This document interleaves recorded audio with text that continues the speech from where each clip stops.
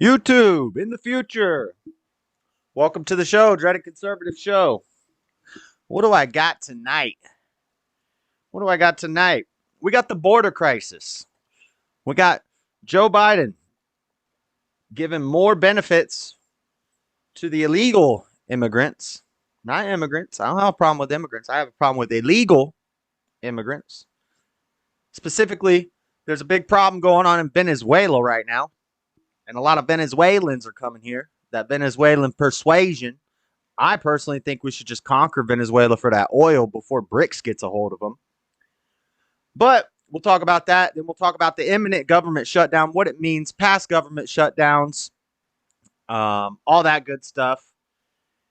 And that will lead us into some other politics stuff, Biden's new gun policy, how important gun control is to the Democrats in the 2024 election. Then we're going to move on to the Henry Rogers story. The Henry Rogers story. Do you guys know who Henry Rogers is? You probably don't. You probably don't know that name. We'll get to that segment. You'll find out who Henry Rogers is. Henry Rogers. That's a white sounding name. We'll talk about Henry Rogers. And then that's it for the main stories. We got a lot of stuff in rapid fire stories, the lost jet, some Ukraine updates. Of course, we got to do our Ukrainian propaganda every week. And then a big segment on how the metoo movement is coming back with Russell Brand trying to shut down Russell Brand. And then we got a lot of interesting tech news, weird science, lots of weird tech news. And we'll wrap the show up with an in-depth Bible study. We're going to do some Bible thumping. It's been a long time since we just broke down a story from the old bibliothèque. We're going to talk about Jonah and the whale. I got an in-depth Jonah and the whale breakdown for you. It's only 4 chapters. I think it's the smallest book in the Old Testament. I'm not 100% sure about that, but it's a pretty small book. But I've got not every verse, but a lot of breakdowns of the individual verses, when the book was written, it was written anonymously, but all the stuff you want to know, all the cool stuff that you want to know about Jonah and the whale. We'll talk about Nineveh. We'll talk about some historicity that shows the historical context of the Bible compared to archaeological finds and historical finds and things like this. All the good stuff with cool pictures. So we'll get into some Bible thumping at the end of the show. Been a long time since I did a nice little Bible story. For the YouTube audience, I will cut this stream before we get into the final segment, but I will record it separately, and I'll do a separate Bible thumping video on YouTube of Jonah. So if you miss it on Rumble and you're watching on YouTube, you'll see the Jonah stuff a little bit in the future, a little bit farther in the future once I edit it up. So that's it. That's all we got. Let's get into the show. All right, the nukes are coming first. I got to make my coffee. Got to coffee it up. Got to get this coffee going. We're going to do hazelnut. I steal these creamer packets from the gas station. They don't mind. They love me there because I go in there multiple times a day. They let me take creamers every time I go in. Sometimes I buy coffee. You know what they got that I really like? They got a cookies and cream latte. Oh my gosh. It's like Oreos. Latina and Callie scared me away from Oreos the other night. But I'm still going to drink that cookies and cream latte. That thing is fire. I don't care who you are. It's delicious. Delicious, nutritious, and suspicious. I usually just drink black coffee during the day. But I went to the gym today, so we're going to put some sugar in the coffee. A little sugar. I got a little sweet tooth action going on, you know? It's hot in this room. It's getting cool. It's cooling down out here in Utah. I had to wear a hoodie the other day. But today's warm, and I got this long sleeve shirt on. All right. I fixed the chair, but I don't think I fixed it very well. So I'm trying not to lean on this side because I don't want this bar to break. So if you guys catch me putting my feet up like I do sometimes, or leaning off on this side, be like, hey, Josh, you're going to break your chair, bro. Cut it out. Speaking of the gym, I've been real kings of graduates. Nice shirt, Joshua. The things I do to support. Okay. I don't know who you are, but thank you. Thank you. What was I saying? Oh yeah, speaking of the gym, a little life information. I've been on the carnivore diet, but I've been real busy at work for the past month. I've been working 6 days a week, every day. So I haven't been hitting the gym, right? But I've been doing calisthenics on the streams. I've been doing push-ups. I've been doing squats without weight. I've been doing pull-ups. Well, I weighed myself yesterday, and for the first time in probably like 2 years, maybe more. First time since I was a dang junkie, I am below 200 pounds. So I'm at like 195 right now. And I'm looking more cut because of the carnivore diet. I'm looking more cut, looking cut, But I look like my arms were getting smaller. They're cut up, but they're smaller. And I weigh less. I was like, man, I think I'm losing muscle mass. If I'm eating all this protein and all these carnivore diet stuff, I need to be working out, I've been slacking on the gym. Not just calisthenics. Calisthenics get you cut up, but you're going to lose that muscle mass. So I went to the gym, and I couldn't even throw up 225. I could throw up I did 205 a handful of times.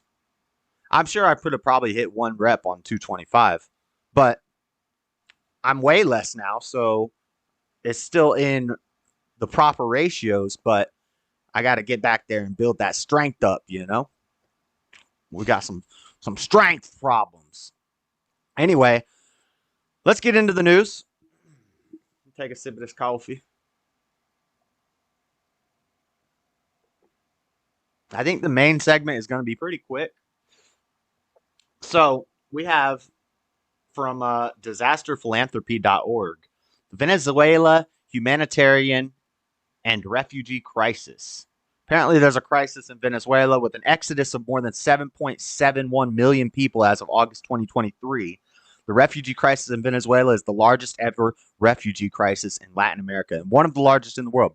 But when you see these videos of them all crossing the border, it's not families. It's not families coming with their babies in their arms. It's a bunch of young working age men. So apparently there's a refugee crisis there.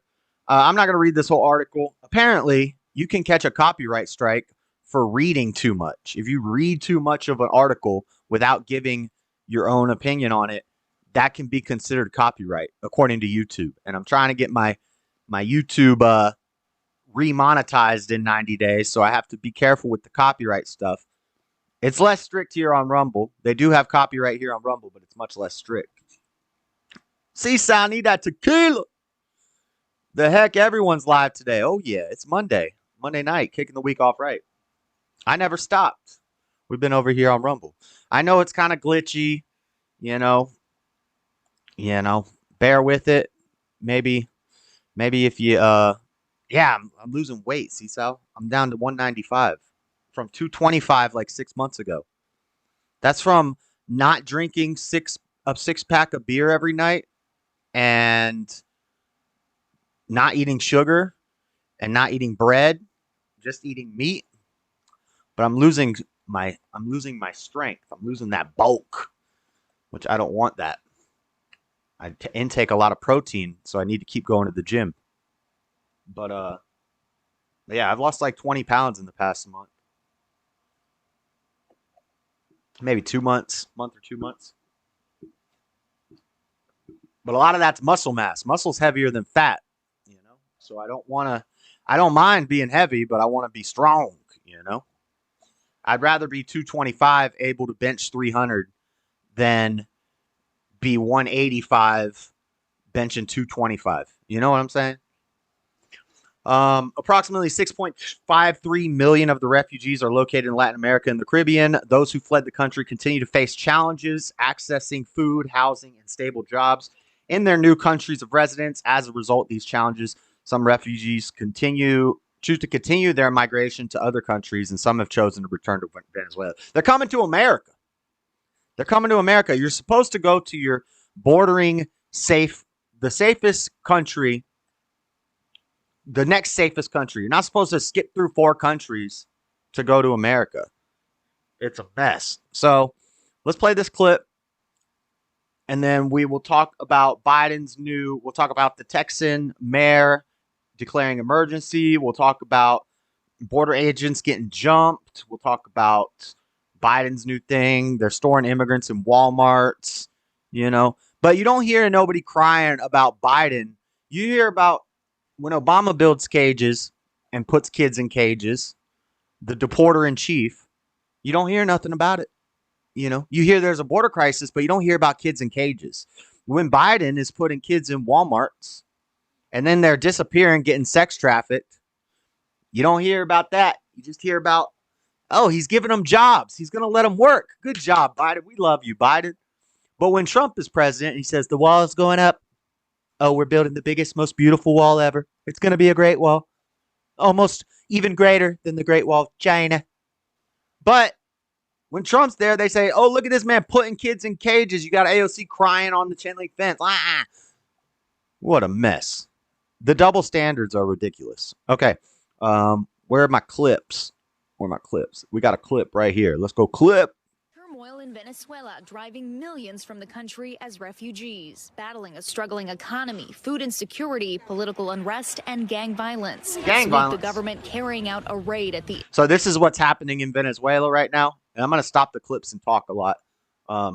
Even though, I don't know how they could complain about copyright, because not only do I grab the clips from different news agencies, then I put them together, and then I also do cuts every 5 or 10 seconds. President Joe Biden in May rolled out a new policy, and it's not birth rates. Illegal crossings. I don't want to hear nothing about they want to fix the birth rate, so that's why they need immigrants to come for 5 years. Shut up. Drove the border crossing rate down some 70%. But 4 months on, and the early deterrent effects appear to be wearing off.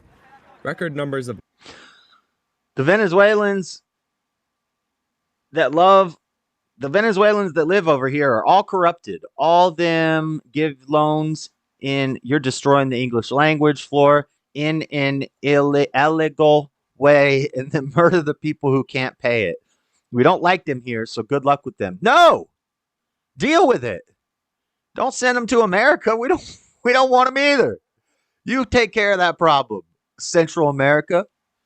Or tell Colombia to take care of it, South America. Don't send them to America. Jeez Louise. Migrants in the thousands have crossed she's into thick. the United Did you see that booty? Wearing Hold off. up. Look at this Record booty. Damn! Look at that. I could eat a peach for hours. What the? She thick, boy.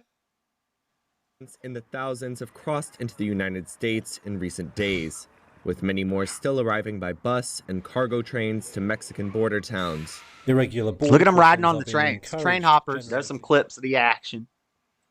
Let's see what we got going on. Texas. Meanwhile, in Texas, Texan mayor declares emergency as 14,000 migrants flood in from Mexico after Biden move. Let me read this article. This is from Daily Express US. I don't know how reliable this source is, but seems about right. Texan Mayor Rolando Salinas. He's not white. Declared an emergency as thousands of migrants flooded his city after Joe Biden opened the border to 500,000 Venezuelans. Outraged Texans also voiced their anger at Biden's decision, including Governor Greg Abbott, who confirmed he had deployed the National Guard to install razor wire in order to deter migrants from crossing the border. You know what else might help?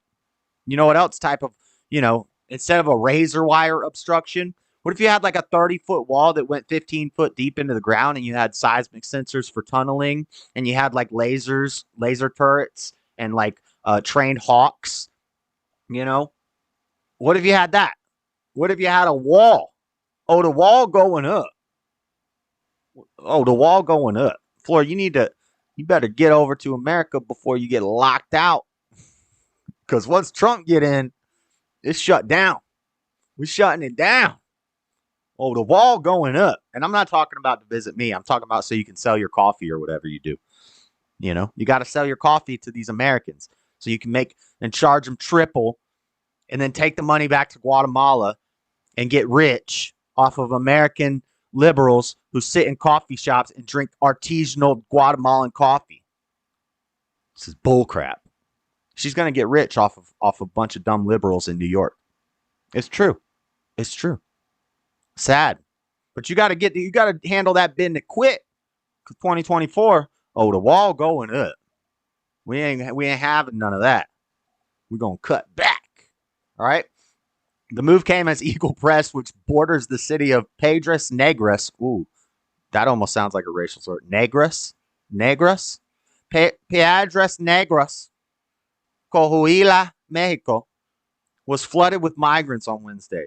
Figures shared by insiders say that 4,000 crossed the border at Eagle Pass on Wednesday, while 14,000 had arrived in the week past. What is that on the bottom of my shoe? Oh, it's some from a tree outside. All right. So Texas is had enough. They're cracking down.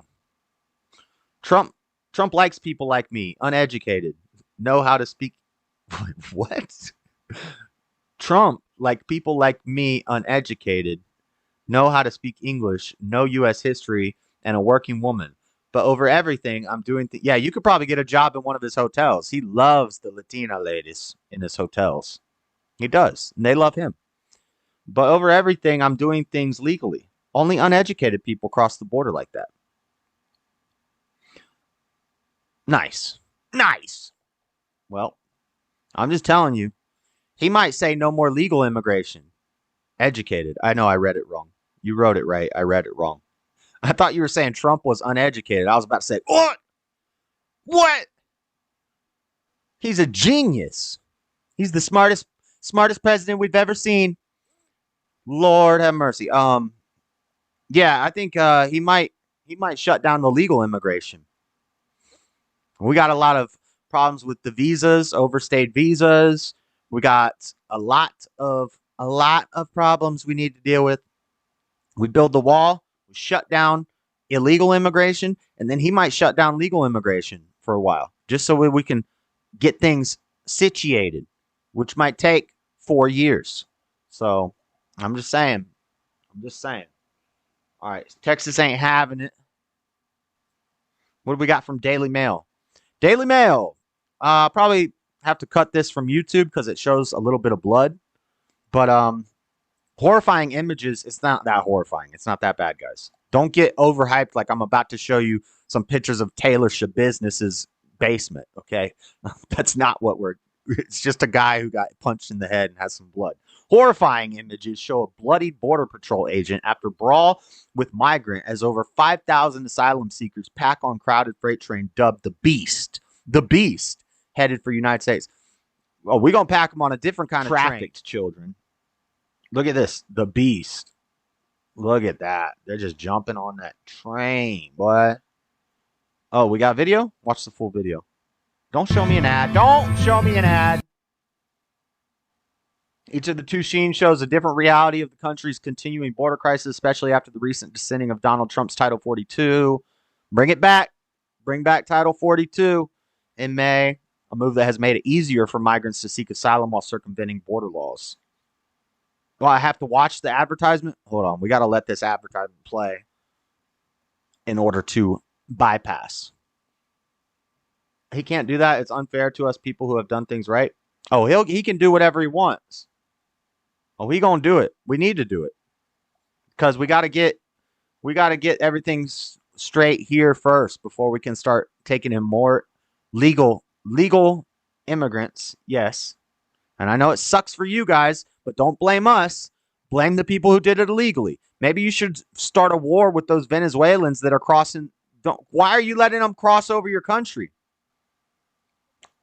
They got to cross through Guatemala to get to dang America. Why don't you set up some sort of wall? Build a wall. And then the dang Venezuelans won't be crossing through anymore. How do they get across the Panama Canal? Huh. That's interesting. I didn't even think of that. But yeah, build a dang wall in Guatemala. And then if you can shut down the 40% of illegal Venezuelan immigrants that we have flooding our border, if you guys can do that, then we can keep the legal immigration coming, flowing. But we can't. We got to build a wall. We got to shut it all down. We got to get our house in order. Can't be having guests over when your house is a mess. You know? I could ask the same thing. Why are you guys letting them in? Because we got a bunch of commies in office. Duh. But also, it's not just Venezuela. So it's like, here's our border, which is big. It's like my whole arm, right? Here's your border, which is little. It's like the tip of my finger, right? Now, the Mexicans are coming in. The Guatemalans are coming in. The Panamanians are coming in. The Colombians are coming in. The Venezuelans are coming in. But if you could shut that down right here, then there wouldn't be so much coming up, and we could take care of it easier. See? Please, Josh, our government is too busy building themselves mansions and stealing our tax money to even care to build a wall. Mine too. My government is too busy sleeping and falling down staircases. You can't build a wall. Dang. He can't even build a sentence. Okay. Let's check this out.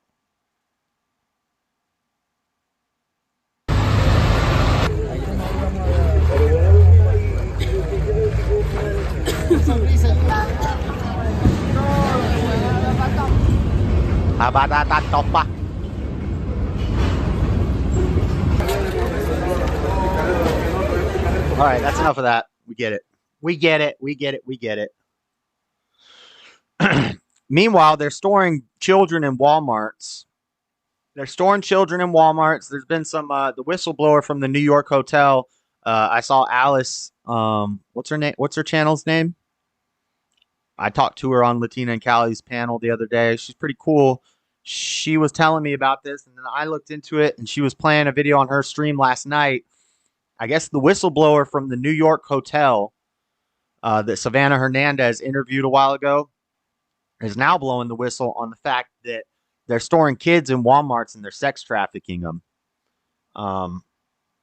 Let's read this article. For the first time, this is ABC News, for the first time since the Trump administration announced its zero tolerance policy on illegal immigration, a small group of journalists was allowed into the country's largest licensed shelter for undocumented children. And it's a Walmart. Oh, wait, this is an old article. This is from 2018. Okay, forget this article. But go check out Alice. Oh, I can't even tell you her. If she was here, I'd tell her to drop a link to her channel. I didn't know that article was from 2018, so I'm not going to read it. But word on the street is that they're storing these immigrants in emptied Walmarts. The Walmart's probably closed because they were getting robbed too much in the hood. And now they're storing immigrants there, families and children separated from their parents because they're not actually their parents. They're using the catch and release stipulation. If you have a kid with you, you get let go. I think Obama implemented that. And then so they started coming across the border with kids that weren't theirs. And then what do they do with the kids when they get across the border? They just traffic them, sell them into sex slavery, something like that. Who knows? Put them to work. Something. It's a mess. And so they're storing them in Walmarts, and then kids are disappearing, because they don't know who these kids are. They don't belong to the people who are crossing the border with them. It's a whole bunch of mess. But, not to dwell too long on the border crisis, it's been a nonstop thing since Biden got into office, since we shut down building the wall. We left millions of dollars of wall materials just sitting out in the desert. A guy was arrested after stealing something like $2.2 million or 22 million. I'm not good with numbers. I don't remember numbers well, but let's say 2.2 million worth of steel, wall steel. He would go in there and scrapping the wall steel that they just left in the desert, and then he was taking it to the scrapyard, getting paid for it little by little. He had made $2.2 million when they finally arrested him. He should have stopped at 2 million. He might have been good, you know. But they just left this wall material out in the wilderness, and then they fact check Trump when he says, "Oh, we were building the wall. We had 500 miles of wall built." Fact check. He only built 486 miles of wall, not 500. Bro, he rounded up. He's not good with numbers either. Okay, he's just speaking more bigly. It's a mess. It's all a mess, but it's been happening nonstop. Just a little update. It's been in the news. We report on the news. The world's a crazy place. I just report on it. Let's move on. We talked about the government shutdown that was imminent last week. We're going to cover it more in depth because last week I was more focusing on the impeachment inquiry on Joe Biden. And the Democrats were trying to distract from the impeachment inquiry to get people's focus on the government shutdown. So I touched on the government shutdowns, which are imminent, last week. But we're gonna do a little more in-depth research this week into the government shutdown. So from CNN Politics, what could happen if the government shuts down? Get ready, guys.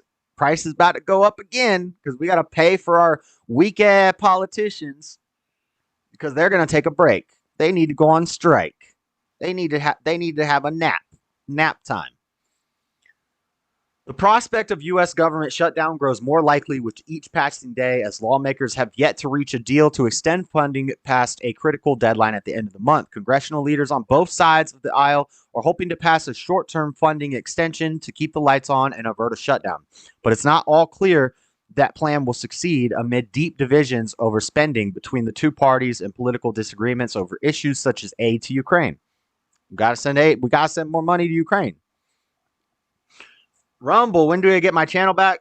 How many shows have we done here? 3. So 3 weeks. What's 90 days? That's 3 months. So 12 weeks. So 9 more weeks. 9 more weeks on Rumble. And hopefully by then I can have it set up where I can do both on Rumble and YouTube. Fudge is it goes up to you will be horrible for us. This country couldn't keep up with the economy before, let alone the one now. I don't speak that gibberish. What are you doing? Spanish to English voice translation mode or something? Yeah, Rumble, is it choppy? I upload the video to YouTube a couple days later, so 9 more weeks. Yes, sir. Extension, keep the lights on after avert a shutdown. Here's what to know if the government shuts down and what's driving the current state of play. How a government shutdown could be triggered. Government funding expires at the end of the day on Saturday, September 30th, when the clock strikes midnight and it becomes October 1st, which marks the start of the new fiscal year. As shorthand, the deadline is commonly described as September 30th at midnight. If Congress fails to pass legislation to renew funding by that deadline, then the federal government will shut down at midnight. Since that would take place over the weekend, the full effects of a shutdown wouldn't be seen until the start of the work week on Monday. Great. So my birthday is going to be clouded by a government shutdown. Lord have mercy. What could happen during a shutdown? In the event of a shutdown, many government operations would come to a halt, but some services deemed essential would continue. Federal agencies have contingency plans that serve as a roadmap for what will continue and what will stop. The White House Office of Management and Budget will formally initiate the process of preparing for a shutdown on Friday, sending a communication to agencies reminding them to review and update shutdown plans. Government operations and services that continue during a shutdown are activities deemed necessary to protect public safety and national security. Or we don't even have national security right now. Or considered critical for other reasons. Examples of services that have continued during past shutdowns include border protection, federal law. We don't have border protection now. So what do you? Federal law enforcement and air traffic control. You got to have that air traffic control. Government shutdown is good news. I agree. That's what I said last week. I said, shut it down. We don't need them. But we're going to get to some of the consequences because it's going to hit our wallet. Because when they shut down, you know who pays for it? We do. We have to pay for it. The last federal government shutdown was the last in more than 40 years. We'll talk about all of those. I got a graph. I got a little graph for you here in a second. But where are the consequences? What has the White House said about the shutdown? I wanted to see. I had an article about potential consequences. What could happen? Federal employees whose work is deemed non-essential would be put on a furlough, which means that they would not work and would not receive pay during the shutdown. Employees whose jobs are deemed essential would continue to work, but they too would not be paid during the shutdown. Yeah, but it causes more inflation. Once the shutdown is over, federal employees who are required to work and those who were furloughed will receive back pay, so they do get paid eventually. In the past, back pay for furloughed employees was not guaranteed, though Congress could and did act to ensure those workers were compensated for those lost wages once the shutdown ended. Of course they did. Of course they did. Now, however, back pay for furloughed workers is automatically guaranteed as a result of legislation led by Senator Ben Cardin, a Maryland Democrat, of course, that was enacted in 2019. Employees deemed essential and required to work were already guaranteed back pay. During the past shutdowns, national parks have become a major focal point of attention. Although National Park Service sites across the country have been closed during previous government shutdowns, many remained opened. The Trump administration during shutdown park sites operated for weeks. I had an article that said some of the consequences. Where did it go? Okay. Here's that article. This is from CBS News. To fund the government looming, blah, blah, blah. A shutdown occurs when Congress fails to approve the spending. We already got that. Meaning the impact of federal operations can vary widely. House Speaker Kevin McCarthy is scrambling to find a way forward with his fractious Republican caucus, with a vocal hard right faction opposed to a short-term deal that would extend government funding, even with the spending cuts. Since no annual spending bills have passed, the government shutdown would touch nearly every corner of the vast federal government, excluding programs that have permanent funding, military and federal law.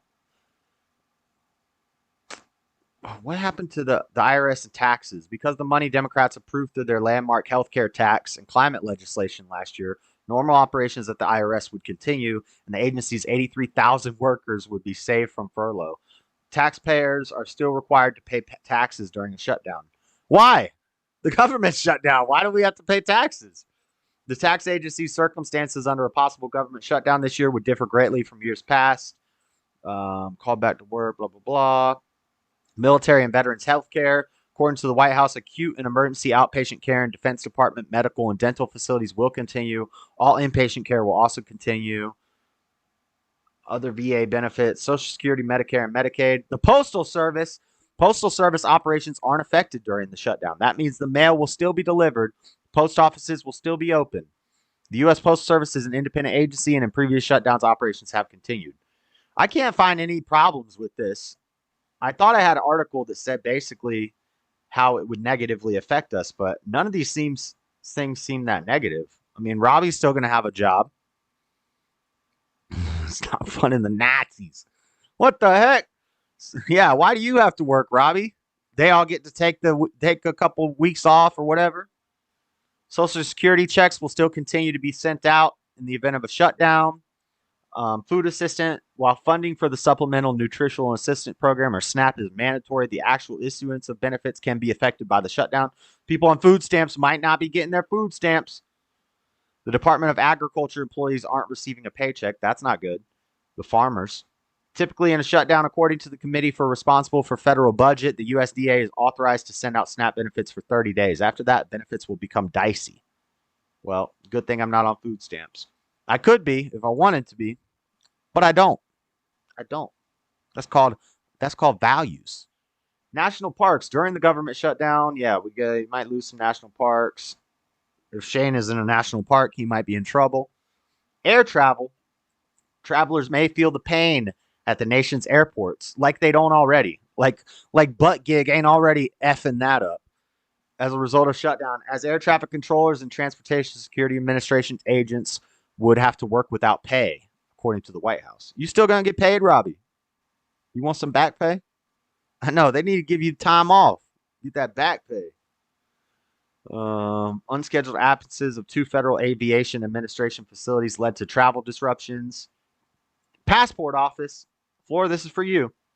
State Department's passport agency remains open. All right, you be all right. So it doesn't seem that bad. National parks, if you travel a lot, you're going to have some problems. If you like going to the national parks, you might run into some problems. If you're on food stamps, you might run into some problems. Other than that, let's go. Shut it down. Shut that thing down. And don't give them back pay. Senator Ben Gankin, or whatever the heck that guy's name is, that damn Democrat. No. You don't work, you don't eat, fool. This is a Christian nation. We ain't paying you no back pay for doing what? For doing nothing? For taking a break? For going on strike? Who let that go through? Democrats. Yep, you can still sell your coffee. Let's do one more article about this government shutdown, and then let's look at some past government shutdowns. Schumer is in talks with McConnell as shutdown fears grow.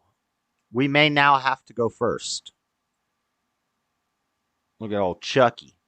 Old Chucky. Senate, this is from CNN Politics. Senate Majority Leader Chuck Schumer told CNN that his chamber might have to take matters in its own hands and push through a must-pass bill to fund the government amid deep divisions in the White House and a looming shutdown by next weekend. For weeks, Democrats and Republican senators have been watching the House with growing alarm as Speaker Kevin McCarthy has struggled to cobble together the votes to pass a short-term spending bill along party lines. All as he has resisted calls to cut a deal with Democrats to keep the government open until a longer-term deal can be reached. The initial plan, let McCarthy get the votes to pass the bill first before the Senate changes it and sends it back to the House for a final round of votes and negotiations. Now, with House GOP leaders still struggling to get the votes ahead of the September 30th deadline, Schumer said he would try to cut a deal with Senate Minority Leader Mitch McConnell. That guy's about to die, and send it to the House on the eve of potential shutdown, all as he signaled he was pushing to include aid to Ukraine as part of the package. Of course he is. And McConnell is a puppet. He's a shell. He's a hollow shell. Poor guy. They're just keeping him up there to control him like a puppet because he's about to die. And I don't mean that disrespectfully. The guy's old. He's old. Poor guy. Get him out of there. We're not going to read this whole thing, but Schumer's trying to work behind the scenes to make sure Ukraine keeps getting money and stop the government shutdown. I say we shut it down. Shut it down. Matt Gaetz he's kind of based. He looks a little greasy, but he kind of based. All right. Shut it down. All right. Let's look at this graph of past government shutdowns. The record holder for longest government shutdown. Take a wild guess. I had the biggest, greatest government shutdown in history. Nobody else could touch my government shutdowns. Oh, you think you shut down the government, Jimmy Carter? Oh, Obama, you think you shut down the government? I shut down the government. Nobody shuts down the government like I shut down the government. Perfect government shutdown. You know who it is. You know who that boy is. Donald Trump. December 21st, 2018. A 23-day government shutdown. Not only did he have the longest government shutdown, but I didn't count these. He's got 1, 2, 3 government shutdowns. Let's go. Looks like Reagan had the most. Reagan had a one-day one in 86, 87, 84, 82. Reagan had a 2-day one in 81, 83. Damn, Reagan, calm down, man. Obama had one government shutdown. Old Jimmy Carter had 1, 2, 3, 4, 5 government shutdowns. Now, if we added up the days, it would be interesting to see who got the record. It might be Trump. But Carter has 3, and they're all big. So that's 23. That's 30. That's 40 days. Trump had 23, 24, 25, 26. I think Carter. Oh, wait. Carter's got more. I only counted 3 of them. He's got 1, 2, 3, 4, 5. I didn't even count these 16. Carter's at 56 days. Dang. Carter holds the record for most days government shut down at 56 days. Trump only got a measly 26 days. 26 days. Obama had 16 days. Clinton had 21 days. Second place. If you're not first, you're last, Clinton. If you're not first, you're last, old Billy. Oh, murderers. Yeah. Oh, Clinton, he murdered a guy. Yep. And he murdered a guy. He had the record for murdering a guy.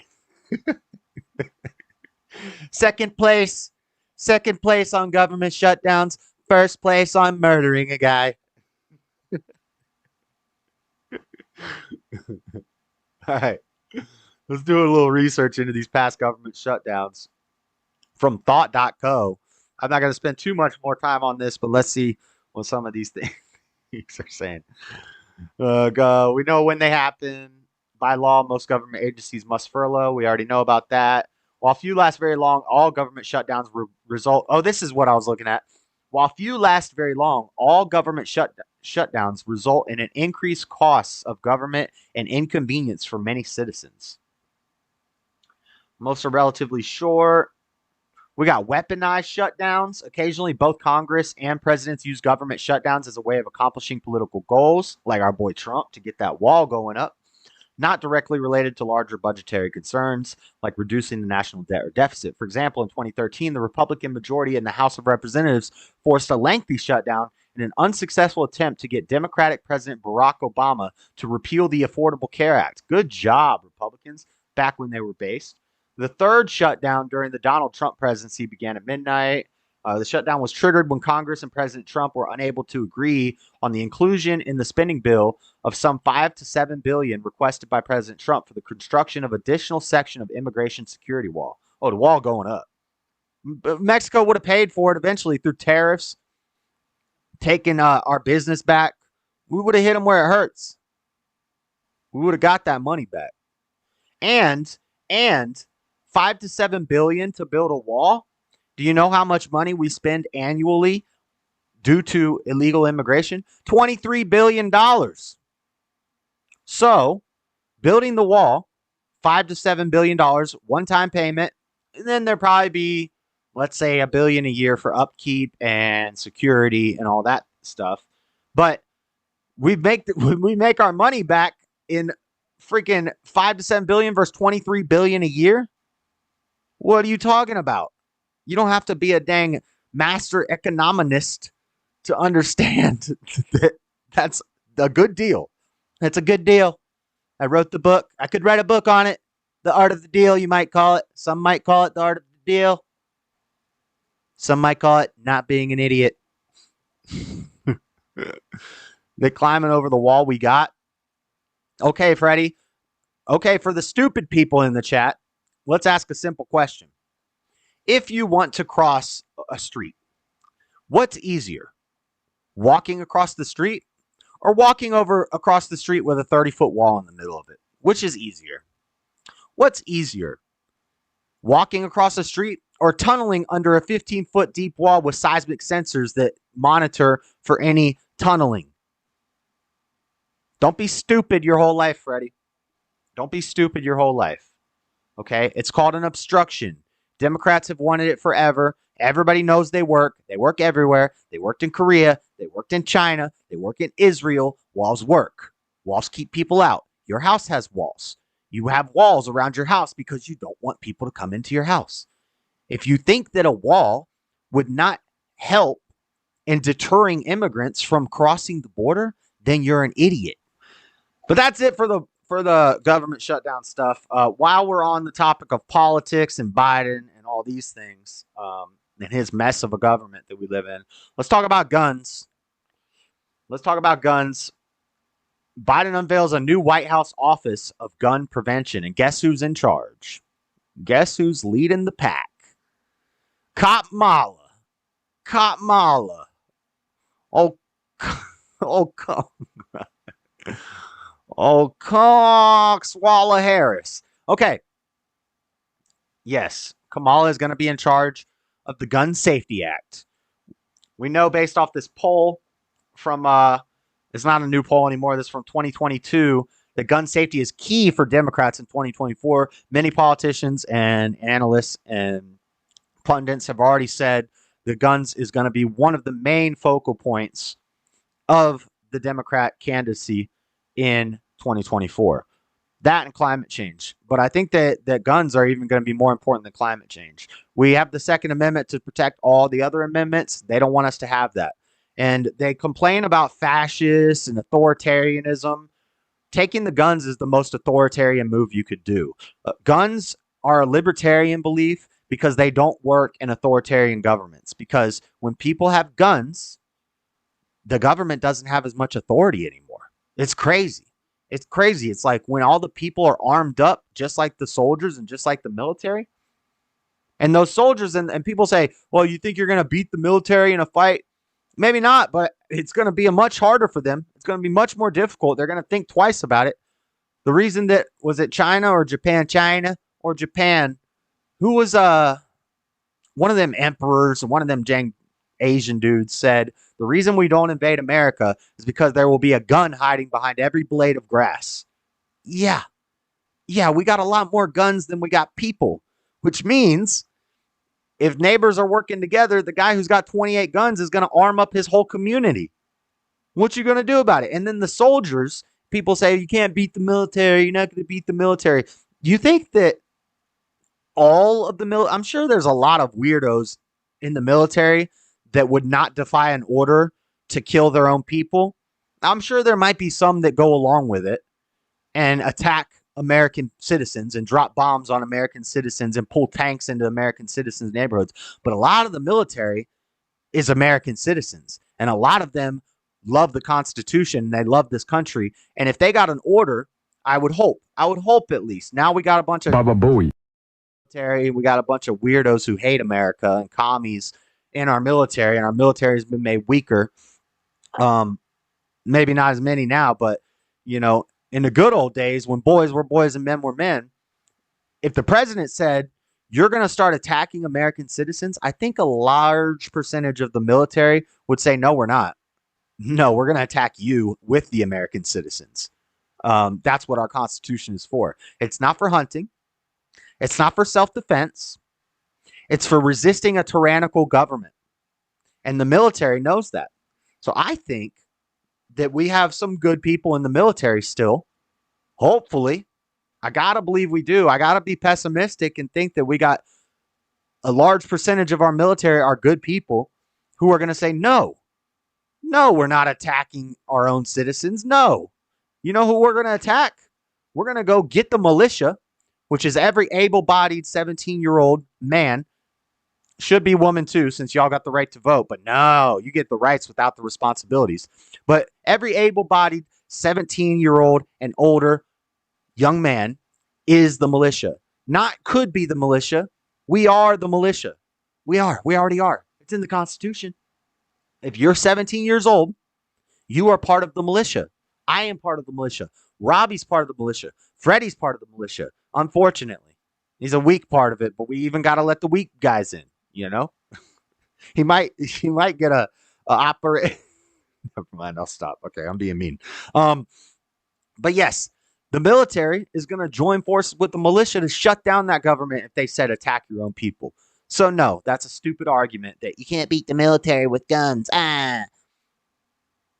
Anyway, it's going to be Democrats' key focal point. This is what the poll says. All the Democrats, stop the gun violence.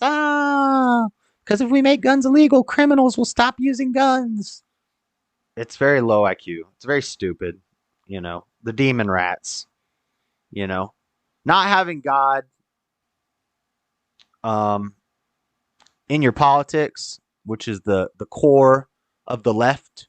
Once you go left of center, God is gone. There is no God. Whether it be Democrat, socialist, communist, tankies, Nazis. They were on the left. Some people would say they were just to the right of center. I disagree. I believe they were just to the left of center. We could debate that. That's debatable. But there's no God. There's no God on the left. And when you don't have God, IQ, not even IQ, you're not smart. You're not smart. I'm not talking about intelligence. I'm sure they got a bunch of very intellectual people on the left, but they're not smart.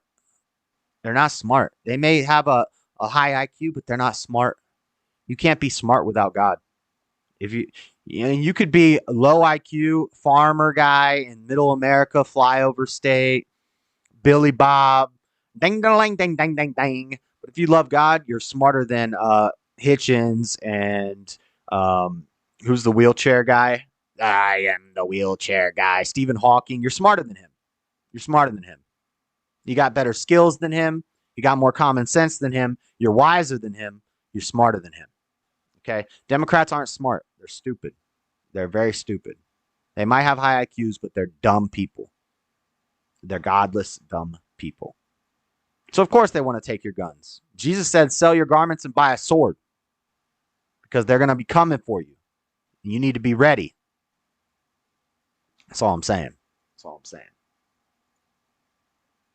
Anyway, Joe Biden on Friday unveiled a new White House Office of Gun Violence Prevention, a step he said was part of an effort to send a clear message about how important this issue is to me and the country. In a speech in the White House Rose Garden, the president detailed his experience traveling to the sites of mass shootings across the country, including after the Sandy Hook shooting of 2012 as vice president. Anyone who doesn't think that these kinds of engagements have permanent effect on young children, these were hardened, tough cops asking me, could I get them psychiatric help? He asked, raising his voice. That he wasn't raising his voice. He was raising his voice because he's got Baba Booey. Know how to talk properly. He whispered. So it probably went something like this. Anyone who doesn't think that these kind of engagements have permanent effect on young children, these were hardened, tough cops asking me, could I get them psychiatric help? Psychiatric about? Something like that. Something like that. I don't do a good Joe Biden. I just whisper and then I yell and then I mumble. Which is pretty accurate. An office told reporters on call Thursday, previewing the announcement that the office's mandate will be twofold. It will be tasked with implementing and expediting last year's Safer Communities Act, the president's signature gun legislation, and with finding additional actions within the president's purview to stem the flow of gun violence, like taking the guns and getting everybody smoking pot.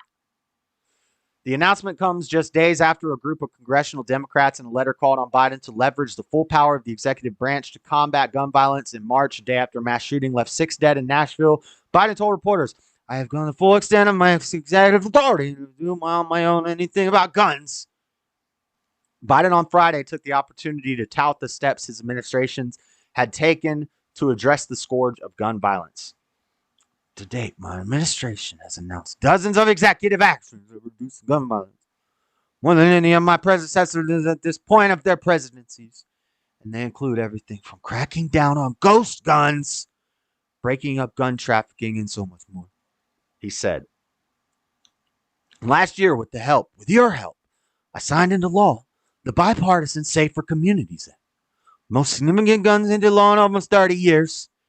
It expanded background checks, expands the use of red flag laws, improves access to mental health services, and so much more. This historic law will save lives. It's really an important first step. That was decent. I'm working on my Joey. Okay. So, yeah. Then Kamala's going to lead it. Kamala's going to lead it.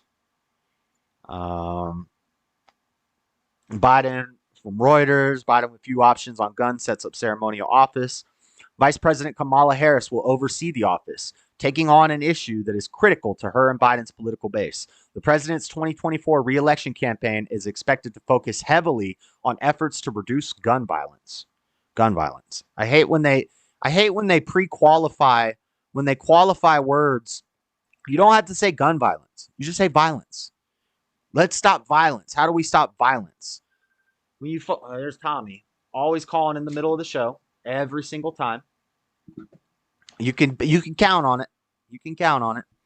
Biden doesn't know if he's talking to Mexicans or blacks. Well, you know, white kids are as smart as poor kids, Robbie. White kids are as smart as the poor white Mexican and black kids. What was I saying? Oh, yeah, the pre-qualifiers. Like when they put words in front of rights, civil rights, women's rights, animals' rights. These are all fake things. Even rights in general are fake. It's just an idea. It's just a construct. It's not really a thing.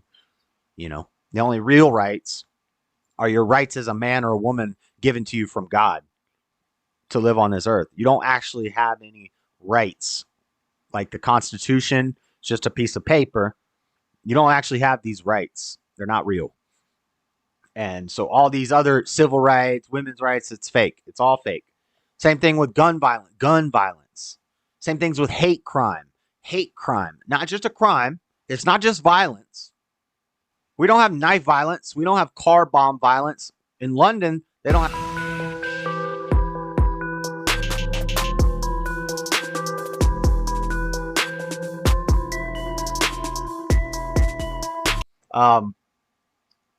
But yeah, gun violence. Crack down on the violence. Why are these kids so violent?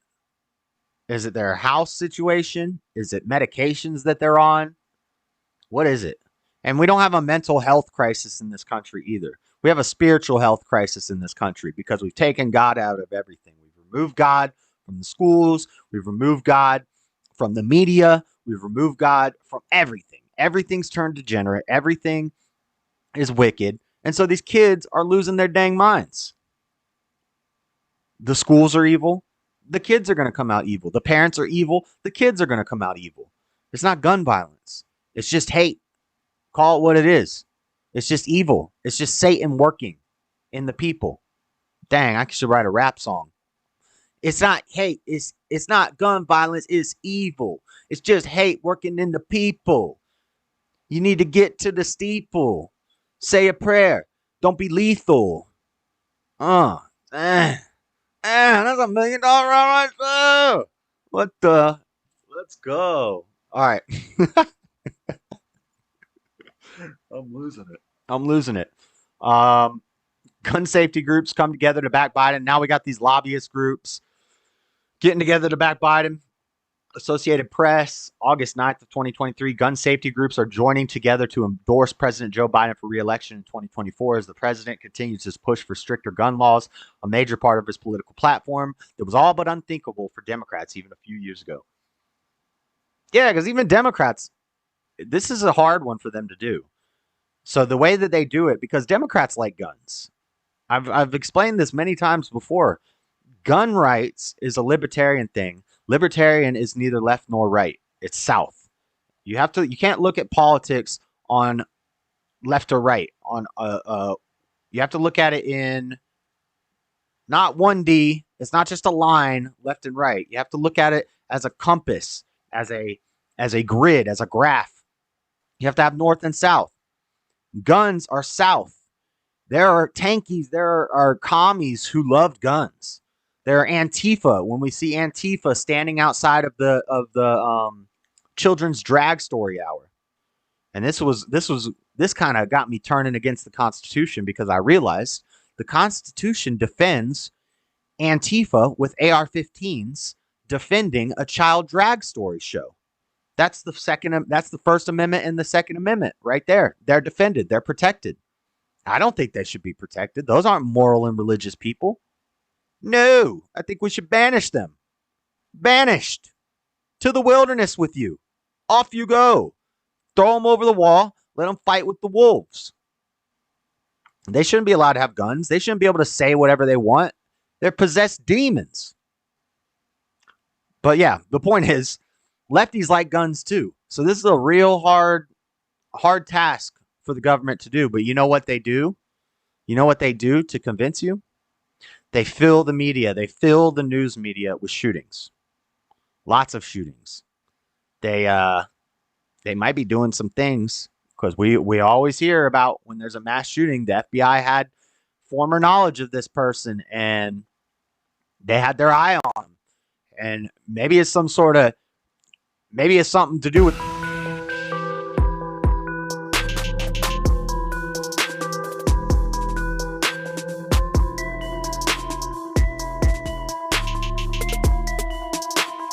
shootings. We've talked about the Ralph Yarl guy that shot the dude on his front porch. The ball rolls into the yard. The little girl gets shot. School shootings constantly. Shooting. They fill the media with this, and then they tell the people the only way we're going to solve this problem is if we take the guns away. And that's how they change the minds of the masses. That's how they get the Democrats who love their guns to give them up. Because these are the same people who, if you tell them to wear a diaper on their face so they don't get the sniffles, will do it. These are the people who will follow the lines in the grocery store, the arrows that tell them which aisle to go down. These are the idiots. They will do what they're told. They're NPCs. They're zombies. When Fauci says the duck is a cat, they say this is a cat. Like the meme last week. And that's what's happening. And that's it for politics. Is this next story politics? No, this isn't really politics. But this is it's kind of interesting, this next story. Have you guys ever heard of Henry Rogers? Henry Rogers is in some deep water. Sounds like a white name, but it's not. Oh, it's not. Henry Rogers, an affirmative action candidate who went to college and maintained a 3.0 GPA. Not very good. That's a B. That's a B average. And he was there on affirmative action. Henry Rogers. He wasn't a great man. He was lackluster.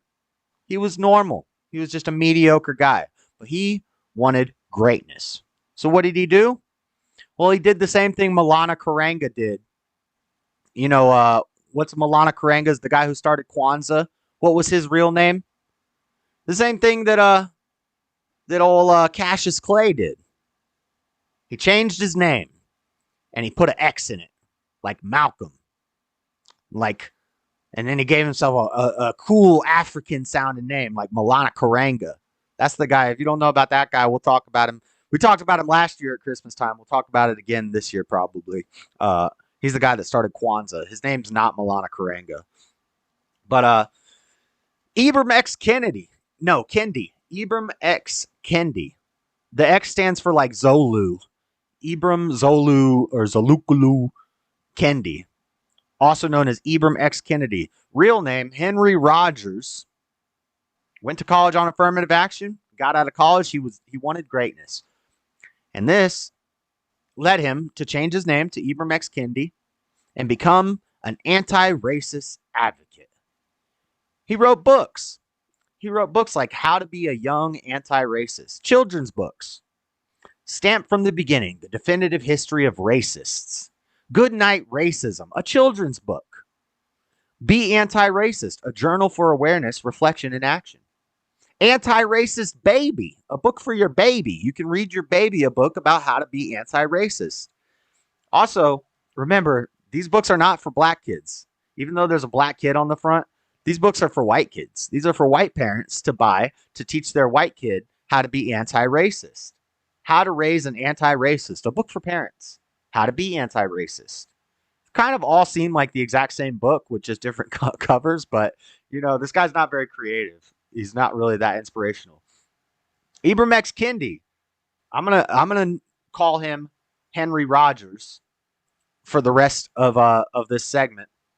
Before I read you what's going on with him, let's play a little clip so you can be properly introduced to the man, the myth, the legend, Henry Rogers. But my father, what he did give to me is this sense that the problem is not people, right? The problem is power. And the problem is powerful people like Donald Trump. That Donald Trump's racism. Shocker, he hated Trump. Trump was a racist. A racist. This is one of the guys who formed the idea. This is on Democracy Now! Who formed the idea that Trump was a racist. This is one of the guys who led the new CRT movement. Not, Freddie corrected me. Well, didn't correct me, but he informed me that the CRT stuff started in the 70s, but that's when it was just a legalistic term and it was only taught to college-age kids. I'm talking about the modern CRT movement, which is being taught in elementary schools and middle schools and high schools to kids. And it's not just being taught like through curriculum, it's being taught through praxis. They're teaching these kids by telling them to act a certain way or telling them to believe a certain thing. They're indoctrinating them into believing the CRT stuff.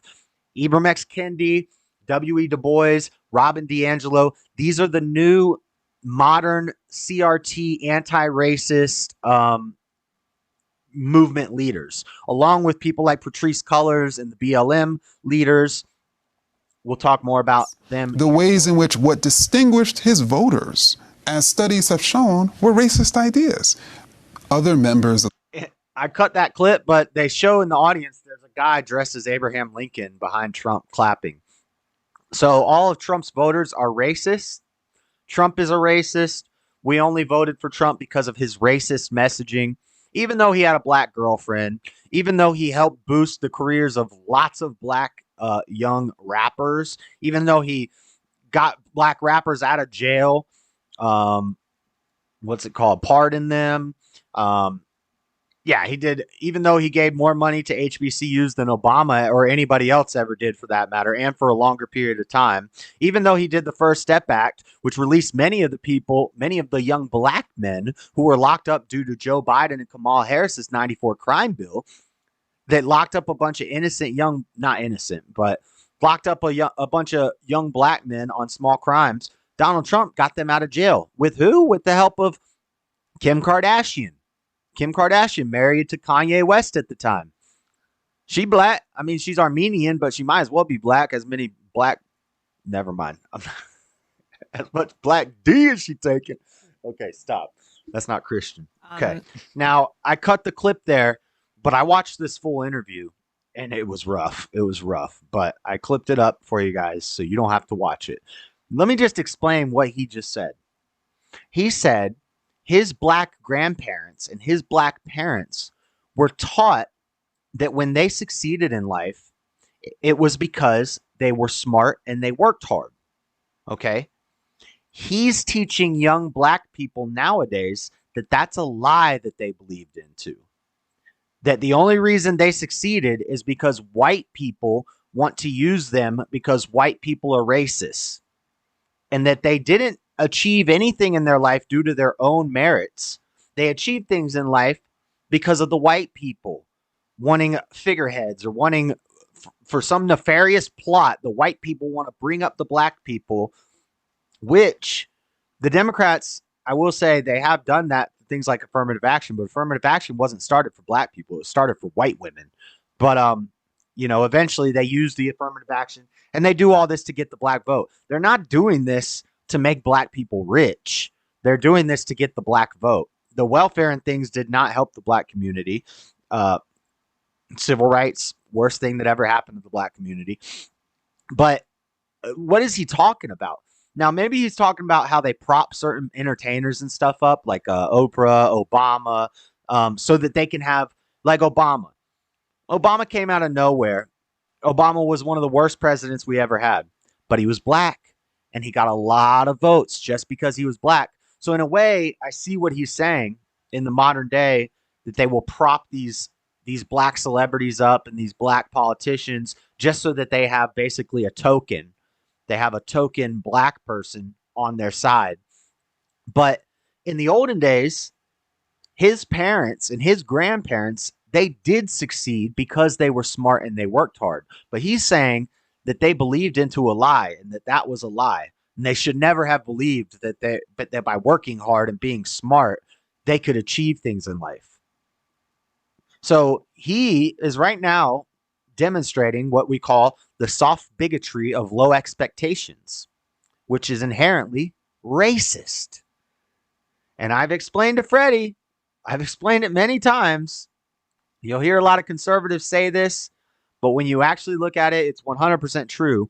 The Democrats are the real racists. The Democrats are the real racists. They act nice. They act like they care about you, but they don't care about you. They just want your vote. And that's the side he's on. If you really were an anti-racist, you would become a conservative. You would love Donald Trump. You would love even your enemy. Because you'd see, we ain't about that.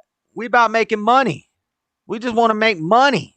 And I would think black people, black families, they usually, they love God in the family. Usually the mama is a real big churchgoer. But in the olden days, they loved God. And they just wanted to be successful. They wanted to work hard and become successful. Booker T. Washington, George Washington Carver, taking on a name. Like people will say that Booker T. Washington, that Washington was his slave name. He shouldn't use that name. No, he chose that name. He chose that name out of respect for his slave owners. They used to, before the Democrat Party got involved and destroyed the black community, they were a base people. And we didn't need to do forced segregation. Eventually, we would have got over our differences and we would have formed a national identity and we would have come together naturally. And it would have been beautiful. But nope. The Democrats had another idea because they worship Satan. Reparations entering the mainstream political discourse. Advances for anti-racists, for those who are seeking reparations really in modern sort of American history. I think this is... That's what this all comes down to. He doesn't want to get paid through hard work and being smart. He wants to get paid because he's black. And that leads him into the whole barrel of trouble that we're about to get into after the clip's over. He's being investigated for basically frauding the government and donors like Jeff Bezos, who donated $10 million to this guy, out of $43 million worth of funding. D'Angelo's white fragility. Listen to this. And I think she did like an excellent job of defining racism as like a system of oppression as opposed to like a personal choice. It's like, it's there, you benefit from it, or you don't. That's its purpose. You talked about the importance of defining racism, but I, unless I missed it, which is possible. Listen to this definition of racism he's about to give. You know how they say you're not supposed to use the word that you're defining in the definition? Circular definitions. Lefties are dumb, like we talked about earlier, so they do this often. If you say, what is a woman? They'll say a woman is someone who identifies as a woman. So it's a circular definition because they're using the word in the definition. Listen to this dude's definition of racism. This is so funny. I didn't hear your personal definition. Is there one that you would offer us? Like, how do you define racism? Sure. So racism, I would define it as a collection of racist policies that lead to racial inequity that are substantiated by racist ideas. Yo, even the audience laughed at him. He's even laughing because he knows that's stupid. He said racism is a series of racist ideas that substantiate racism and lead to racism. He said he used the word 3 times in the definition of the word. That'd be like if somebody said, what is a woman? They said a woman is a woman who is a woman because she's a woman. Sure. A collection of racist policies that lead to racial inequity that are substantiated by racist ideas. Anti-racist. But wait, that we're asking what is the definition of racist? And you said racist policies that lead to racial inequities and racist ideas. Well, what is racist? You didn't tell us what the word means. Racism is pretty simple using the same terms. Anti-racism is a collection of anti-racist policies leading to racial, anybody want to take a guess? Equity that are substantiated by anti-racist ideas. No, not equality, equity. You can't say equality, you have to say equity because that's equal outcomes, not equal opportunities. They don't want equal opportunities, they want equal outcomes regardless of how they live their life and the choices that they make. They want equal outcomes. That's equity. Equity is a Marxist term. And he's a Marxist, by the way. How do I know? Because I listened to the guy. I just listened to what he said. Exactly. Can't we all win? We have a large portion of our society that wakes up and hopes the whites take care of them. Very sad. Not my responsibility. Yep. So why am I talking about this guy? Why am I talking about Henry Rogers? Here's why. From Daily Free Press, amid mass layoffs, BU, that's Boston University, Center for Anti-Racist Research, accused of mismanagement of funds and disorganization. Shocker. Shocker. Who would have thunk? Now, this BU group, this anti-racist BU studies thing, and this has led to a lot of the CRT that we see in schools. This has led to the diversity training at jobs and at your work. I don't know, some of you maybe have jobs. Luckily, I don't have that kind of job. But if I did, I'd go crazy and I'd quit. But if I had ever had to go to a diversity training to learn how to be an anti-racist, you can thank that guy for this. Anyway, after George Floyd happened, they started this thing. Now, they say that they were in talks about it before George Floyd for about a year.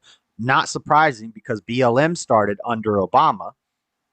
And if you think George Floyd was some big, horrible event that set off a movement and blah, blah, blah, that's not the case. That's not the case. BLM was waiting in the shadows. They started under...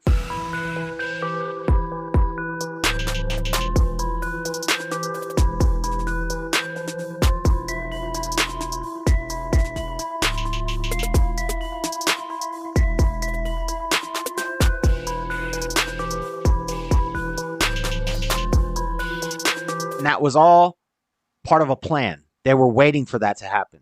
There's no coincidence that they had like 5 of those happen and blew it up and pasted it on every media outlet. And they had riots and everything during COVID when we're supposed to be locked down. But they said you can go outside to loot and burn and murder, but you can't go outside for anything other than protests right before an election.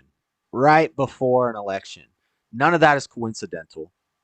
If it happens once, that's happenstance. If it happens twice, that's coincidence. 3 times is enemy action.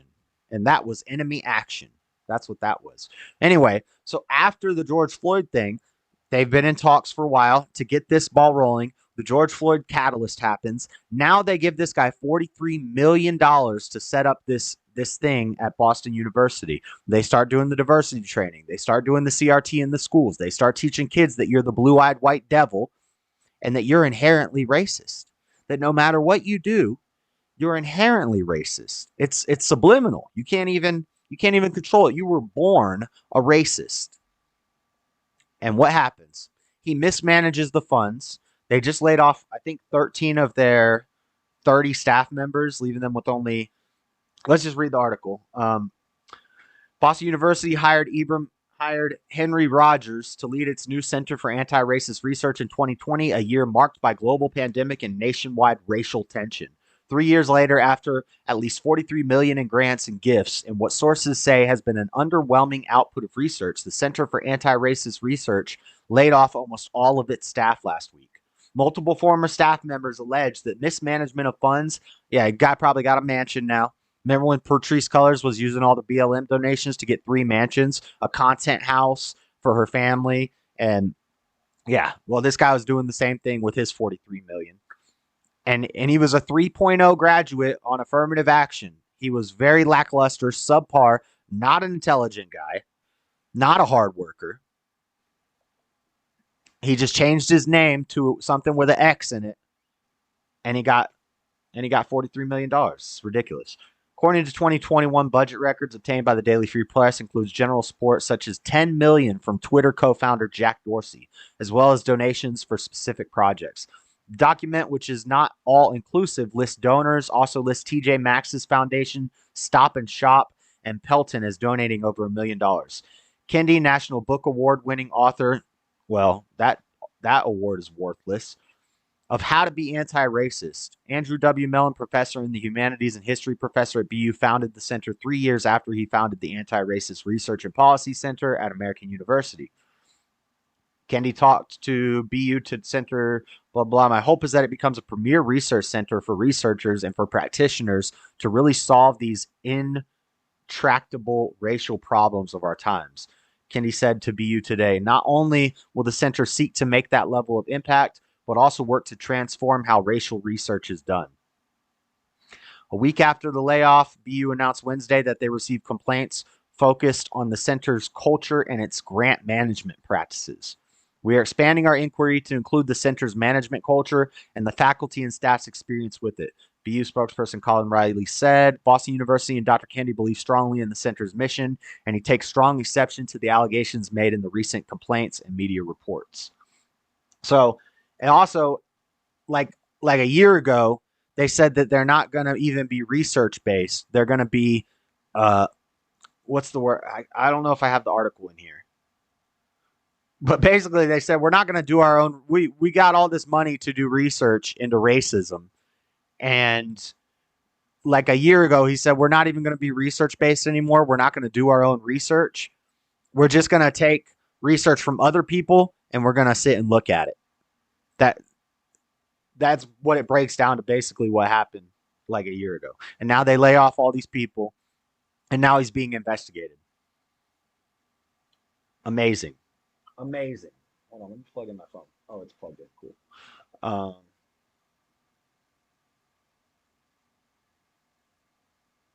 right. I have an article from BU Today. Probably more of the same.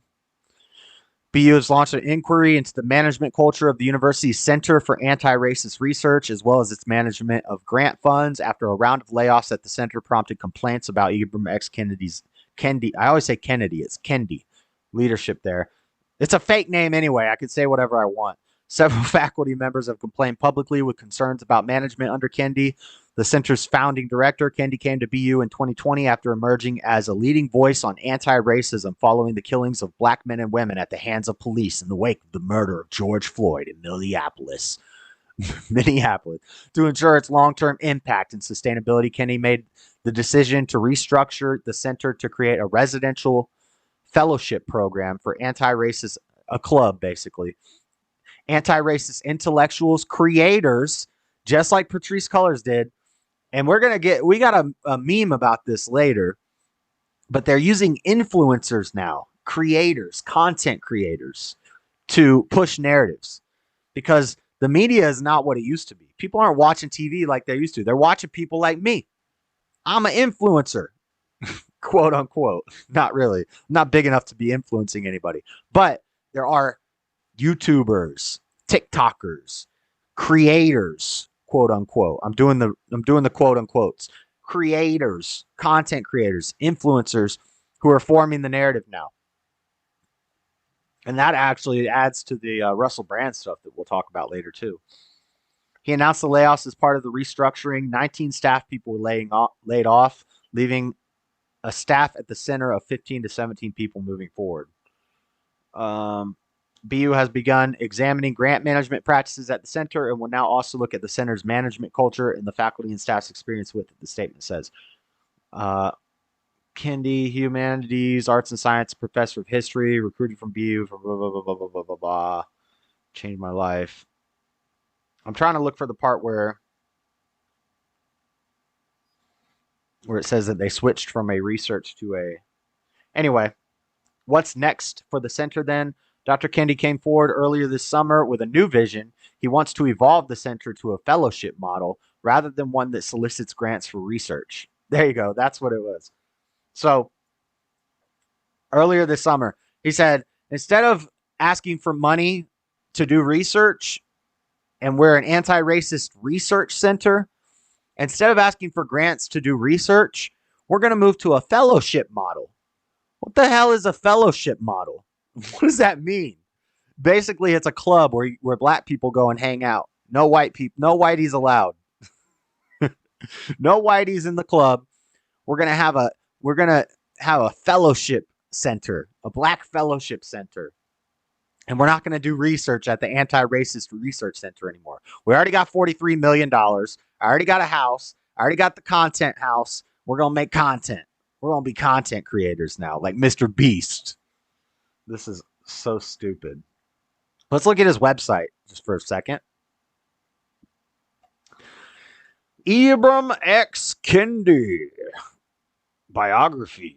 MacArthur Genius, fellow National Book Award winner, #1 New York Times bestselling author, an unprecedented phenomenon. Cornel West. Hey, there's your boy, Freddie. Cornel West said that this idiot is an unprecedented phenomenon. Wow. USA Today, the revolutionary spirit of Boston inspires Ibram X Kendi, one of today's most visible and sought-after public intellectuals. There's nothing intellectual about this guy. He's dumb. This is not historian fearful of upsetting orthodoxies or questioning fixed reputations. His words are distilled, precise, authoritative. This is his website, And he pushed the CRT thing. He's got nice dreadlocks, though. I like the dreads. He should have been maybe he could have been a GQ model instead. He missed his calling. Books. Children's books. Look at this. The Making of Butterflies.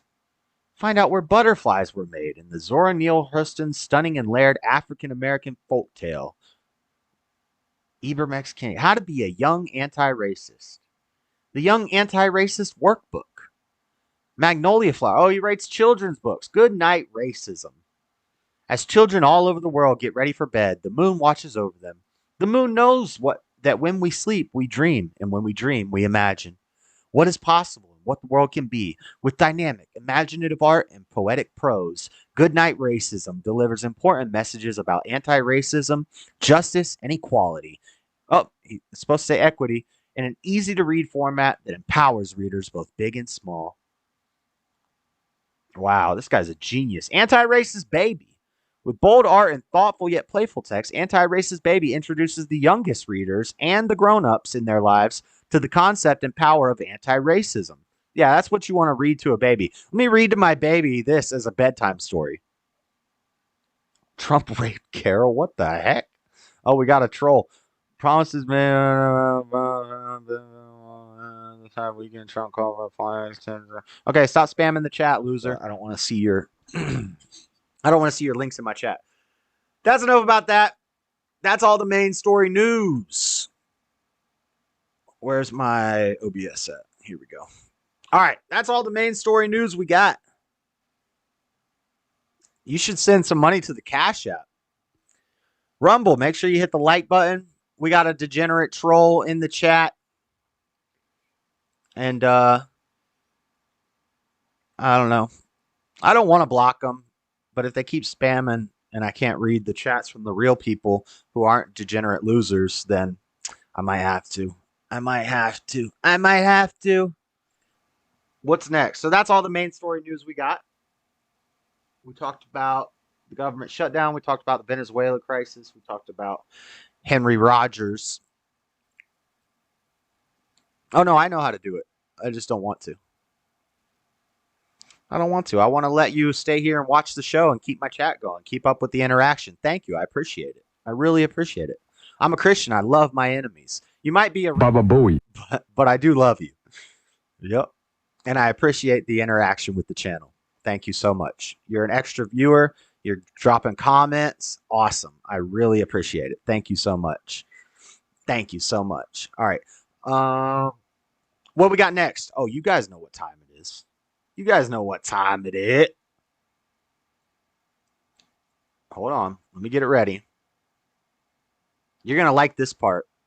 You're going to like this part, TDS suffer. Trump derangement syndrome. If you don't know what it is, just look in the chat and you'll see a perfect example of what Trump derangement syndrome looks like. Like, I've never gone into like Destiny. I actually watched Destiny to learn the other side's arguments, and I think he's good at what he does, and I respect him. I think Vosh is a degenerate, but I'll still watch his debates. But I've never gone into their chats and just nuked them with comments. I hate Biden. Oh my God, Joe Biden. Oh my God, look at what Biden did. Freaking out, losing my mind. That's just a retarded liberal quality. That's what they do. They have Trump derangement syndrome. They actually have a mental defect. It should be in the DSM-7 or whatever the next one is. It will probably be listed Trump derangement syndrome. And they got a medication for that. It's called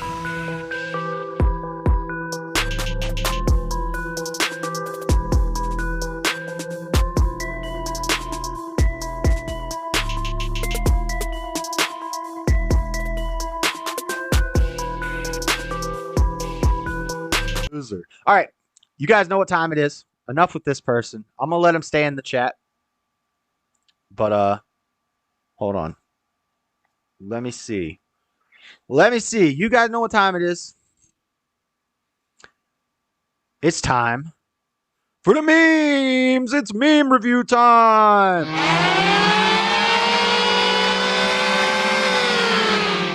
Oh, yeah. It's time for the memes. I think we got a TDS meme in here, actually. So the little gays for groomers is gonna love this. They did Max Holloway dirty.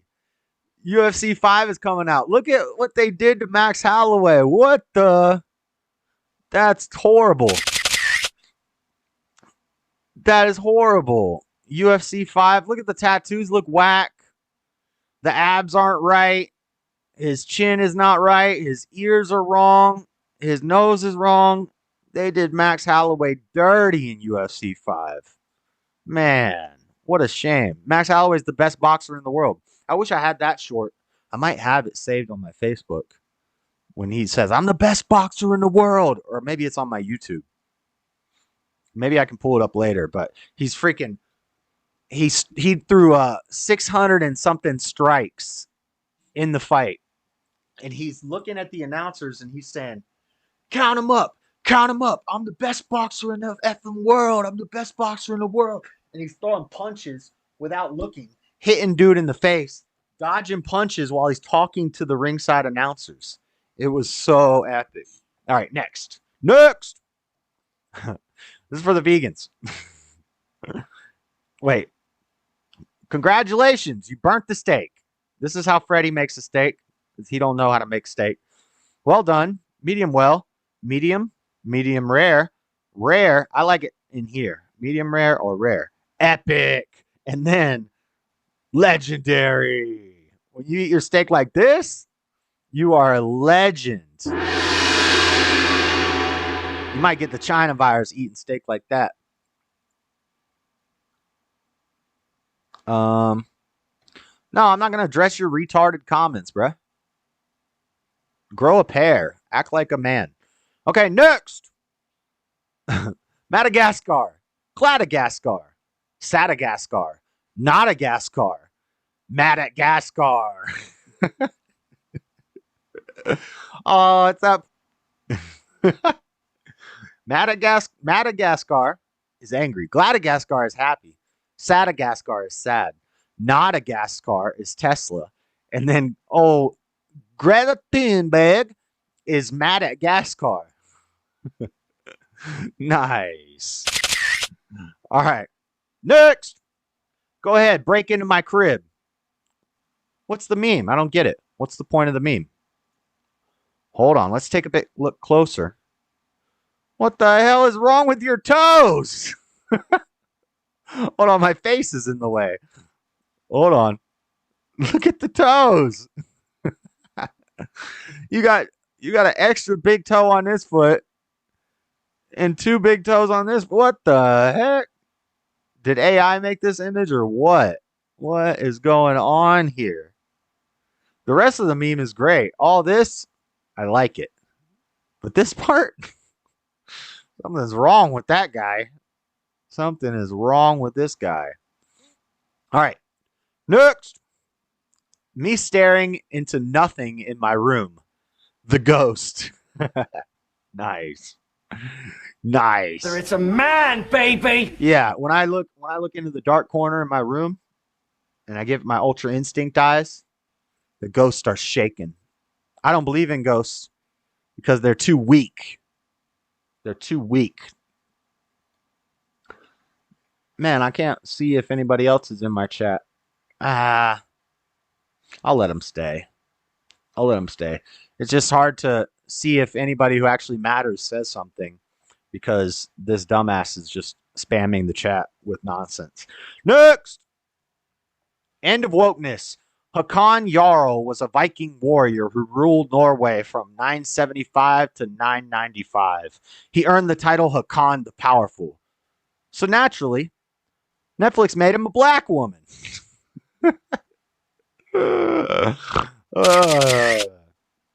Sounds about right. Sounds about right. Next. This dog really wants to address the elephant in the room. Y'all see a problem here? Y'all see a problem here? What's the problem here? What is the problem here? Wait a second. Look at that baby. That ain't his baby. That baby black. He black. What the? Oh no. Your baby is not that. You are not the father. I wish I had a sound drop from Maury saying, you are not the father. Next. That moment when you realize she's not sitting on a couch. Wait a minute. Wait a second. She is. She's sitting on a love seat. Wait a second. She is the couch. Damn. She's thicker than a mug. Thicker than a Snicker. She is the couch. What in the world?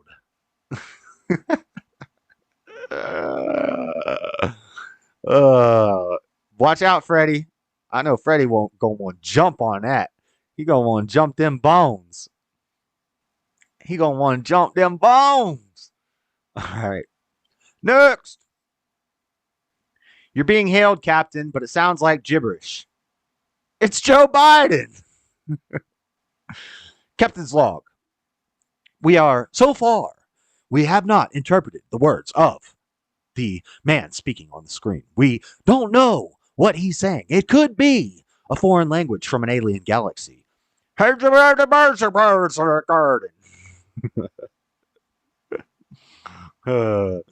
Next. And the winner of the 2019 Wingman of the Year is this guy. This guy's drowning. She's drowning this guy.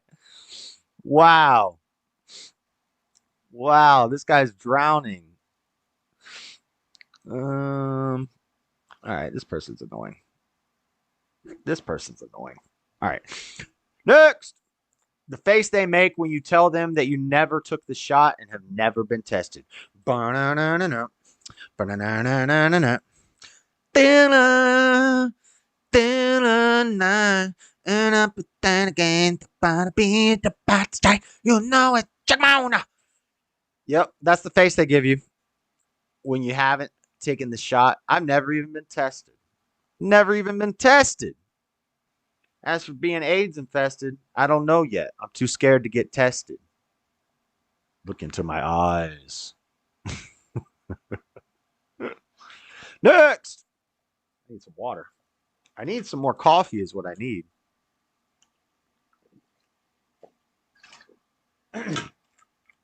Okay, what we got next?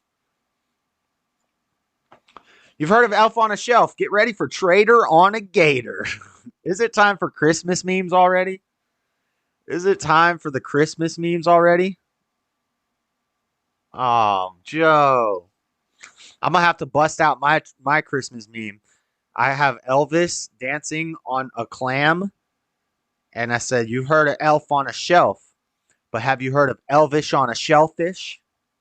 I thought that was pretty clever myself. If I do say so myself. Next. Ah, yes. Here we have a piece titled Frustration, done in oils, dating back to 1989 AD. Do y'all remember trying to defuse the bombs in Teenage Mutant Ninja Turtles?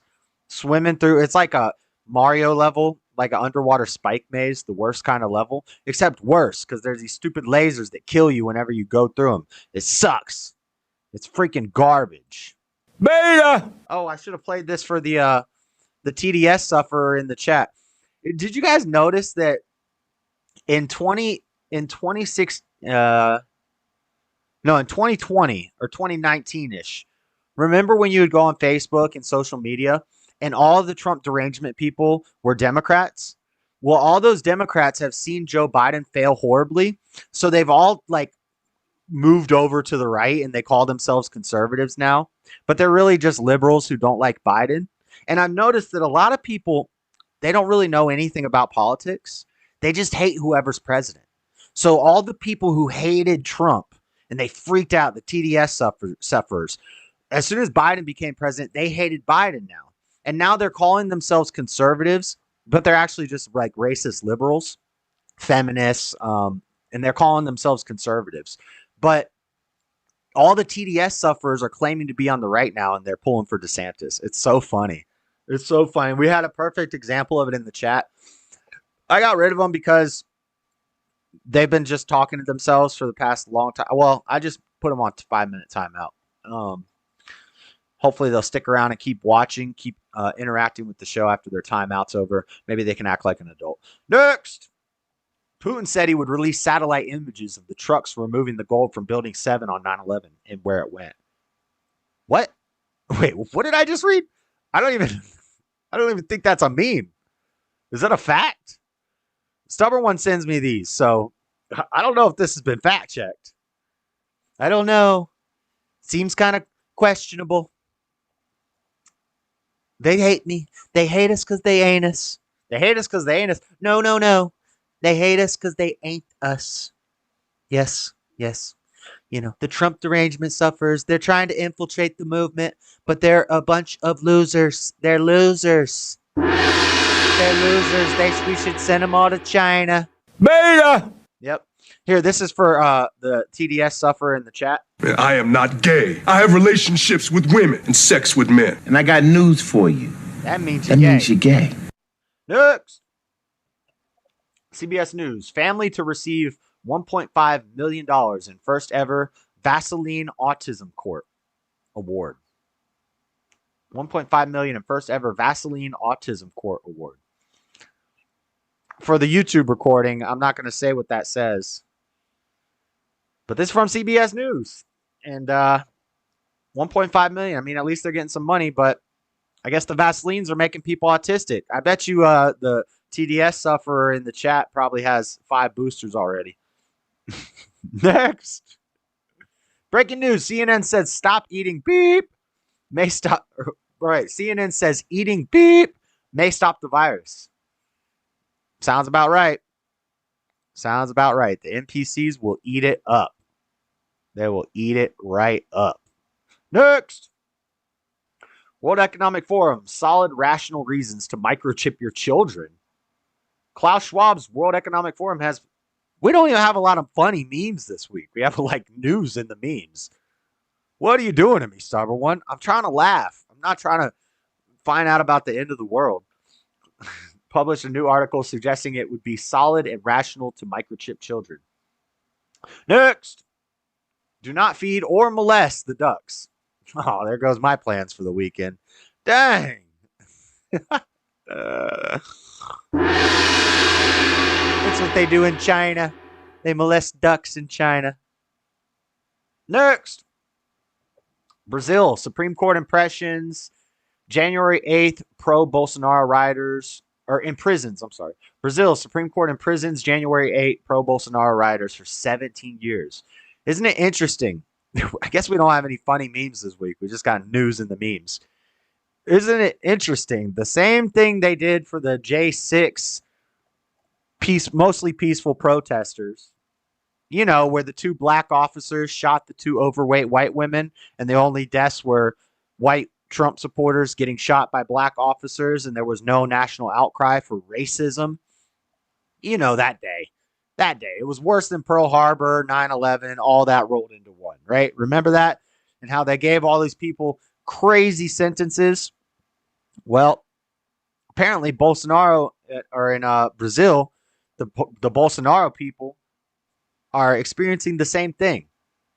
It's all by design, ladies and gentlemen. It's all by design. Next, we need to talk to you about your Facebook posts. They got the whole force? Dang. Those cops are... Beta! They got the whole force here. You're still on? Yeah, I'm still on. I'm going to be on for hours. Dang, so you got multiple accounts just to show how deranged you are over Trump? What a loser. Like, get a life, dude. I feel bad for you. Like, you're really that upset about... I haven't even been talking really about Trump. My show is awful, but you're watching it. Thank you.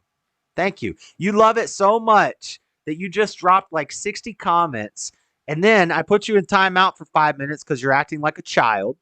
and you left and came back with another Trump derangement syndrome screen name, and you just keep commenting. You're obsessed. You people need to get a life. Like, there's something wrong with you mentally. You seriously have a problem. Next. You need to learn to live with less. Government spending, fat as a pig. Taxpayer, getting your back broken. Breaking the back on that taxpayer. Taxpayer, government spending, you need to learn to live with less. Next. For everyone who thinks we are conspiracy theories, he warned us and he was assassinated. Old JFK. There is a plot in the country to enslave every man, woman, and child. That's not, I can't do, wait, hold on. How do you do JFK? I'd have to listen to him. I can't do JFK right off the top. That was like a Trump. Everything's just a Trump impression, but slightly different. I know, Flora. You see the degenerate in the chat who's like obsessed with hating Trump? Like their whole life revolves around hating Trump and going on Rumble streams and just talking trash. Like a really miserable human being that needs to get a life. Next. Oh, wait. I didn't read it yet. There's a plot in the country. There's a plot in the country to enslave every man, woman, and child. Before I leave this high and noble office, I intend to expose this plot. President John F. Kennedy, 7 days before he was assassinated. Not surprising. I'm a farmer now. Dang. It's Bill Gates. Beta. Bill Gates is a farmer now, and he's got the China virus Vaseline. I think this is a made by Jim Bob meme. I'm not sure because he usually signs his memes, but this looks like a made by Jim Bob meme. If it is, shout out made by Jim Bob. Even though I think he insulted me in a stream one time. But he don't know me like that. Next! We'll forgive him. First shot. This is Jacinda Ardern. First shot. First booster. Ooh. She looking nice after the first booster. Second booster. What the? Third booster. Oh my God. I don't even think that has to do with the Vaseline and the boosters. I think that... Uh-oh. I just moved the... I just moved the wrong thing. My bad. I think that just has to do with being in politics.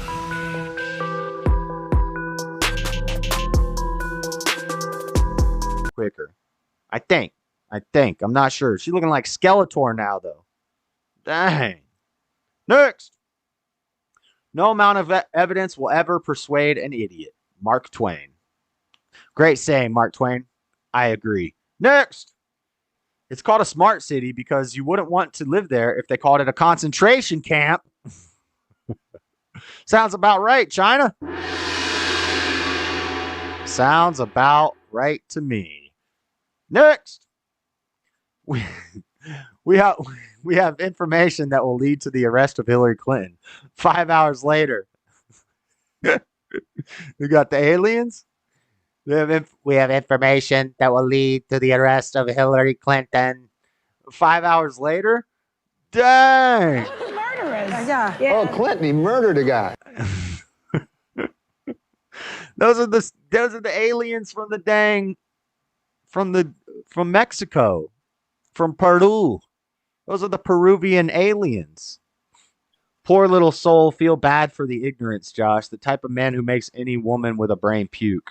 I know. Well, this person's never met a woman. They hide in their room all the time and hang out on the internet and just troll people.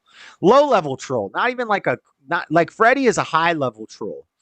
Like Freddie's dedicated to his craft, and I respect that. But this person is a low level troll, like a worthless human being. JFK is a Major Quimby for the Simpson voice, I believe. Is Mayor Quimby from the Simpsons voice, I believe. Wait, what? Is that a conspiracy theory?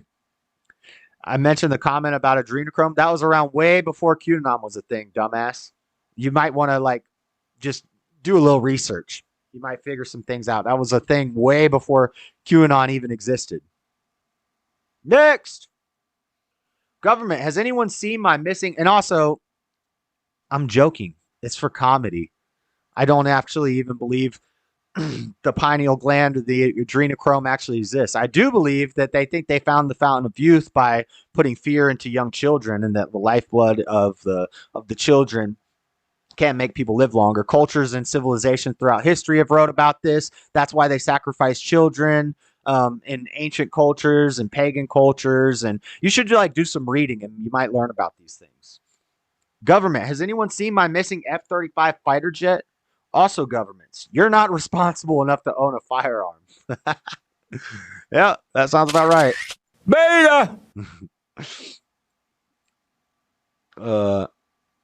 Don't worry about them. For they keep it up, I'll just ban them in a minute, and then they'll come in with a different TDS. Nice, you made it when you get pathetic trolls. I know this person has been in here. They were here on a different name, and then I put them in timeout for 5 minutes because it was this person talking. I don't even want to call him because I don't think they know what gender they are. They probably are lacking in any testosterone. Maybe it's a male, but it's not a man. And then I put them on timeout for 5 minutes. They come in with a different TDS name. Really, this person is suffering from Trump derangement syndrome. It's funny. And they claim to be a conservative. It's sad. That's sad, man. We don't want you on our team. What's up, CSAL? All right, next. A new variant has been discovered. It's called Another Con. Another Con. Yeah, that's a beta. Yeah, that person is definitely Beta! That person says things like this. I am not gay. I have relationships with women and sex with men. And I got news for you. That means you're gay. Next. Never underestimate what a plastic surgeon, a makeup artist, and a case of Bud Light can do. Big Mike. That's Big Mike. It's a man, baby. That is Big Mike. Dang, Big Mike got plastic surgery and a case of Bud Light. The person in the chat probably sipping a Bud Light as we speak. Next.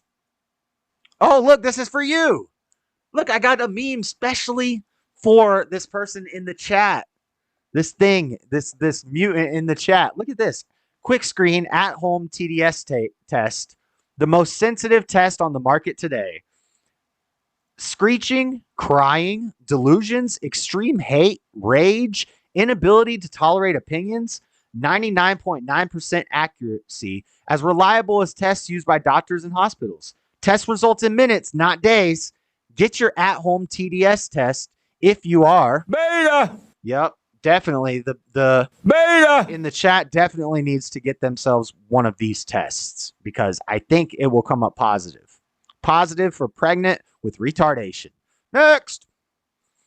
American starter home style evolution. 1970s. Looks like the Brady Bunch house. Here's a story of a lovely lady. 1990s. Oh, we got trailers now. We're living in the trailer. Your house has wheels. 2010s.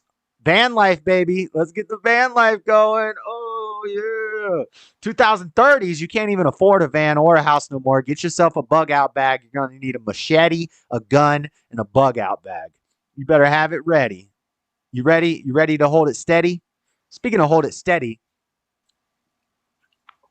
floor cheese. What's Seesaw saying? Hola, floor cheese. Oh my God, I love that name. Super cute. Oh, thank you. Thank you, Seesaw. It's my gamer nickname since like 18 years ago. Nothing makes me feel better than seeing hate-watching trolls spew. This is my overly Hispanic, because it's Latin. It's Hispanic Heritage Month, so I'm giving Seesaw and Floor overly dramatic Spanish accents. Floor's accent is pretty heavy. Seesaw's not so much. Nothing makes me feel better than seeing hate-watching trolls spew their hate. Can you imagine how bad their life is? I know, it must be miserable. They must really hate their life. This was a Democrat 3 years ago before Biden got in office, and then Biden came in, and their stock value, all their stocks dropped. They probably got fired from their job. They lost all their money. They can't afford food now. They're probably homeless. And so now they say, I'm a conservative now because the Democrats let me down. They went too far left. But I hate Donald Trump because he's an evil, mean, big old mean orange racist guy. I don't sound like that. What the heck? I don't sound like that. What the heck? I don't sound like that. Oh, God. Okay, next. Oh, that's it for the memes. That's the end.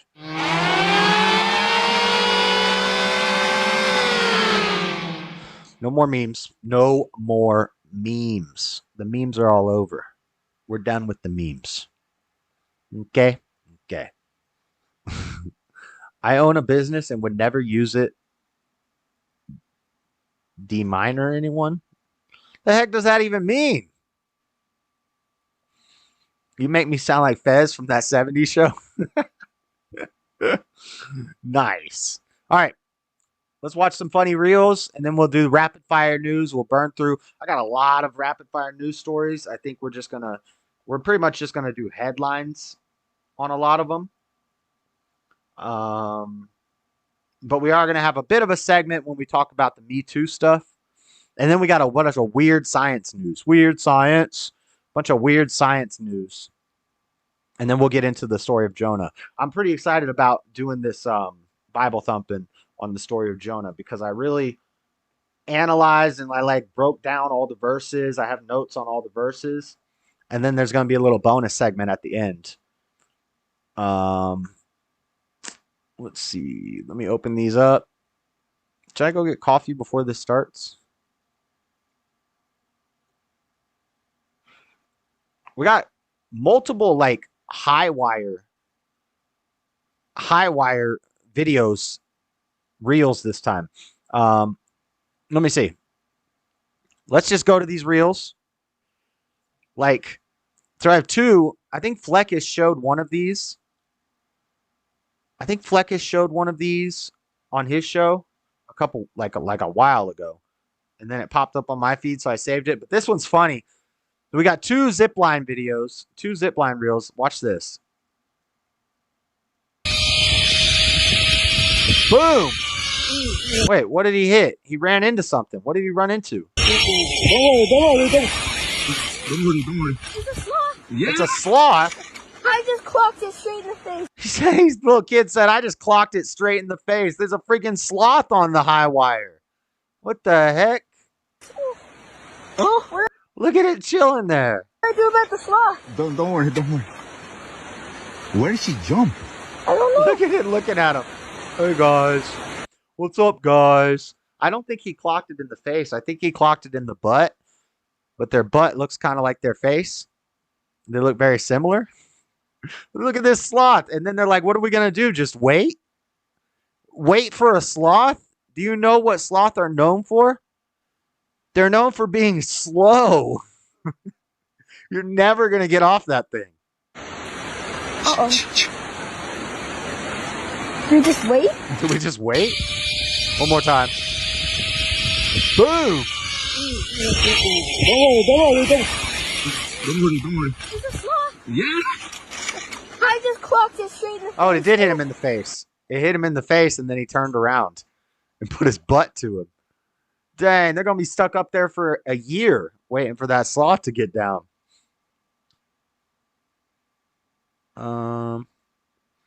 What's up?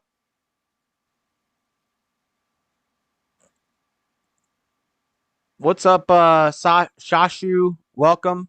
Don't put links in my chat because I don't know you like that.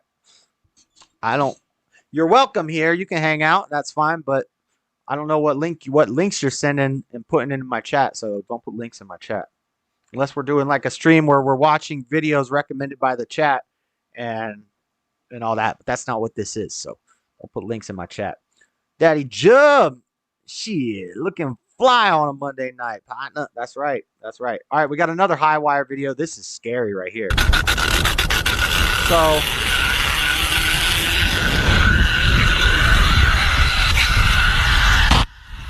So I don't know what happened. He's on one of those swing things, and I think he's doing line work.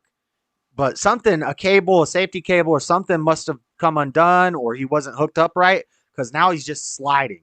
And he's going way too fast, faster than he should. And he's on this little clip, and you hear it grinding on the wire. And I can just imagine the metal.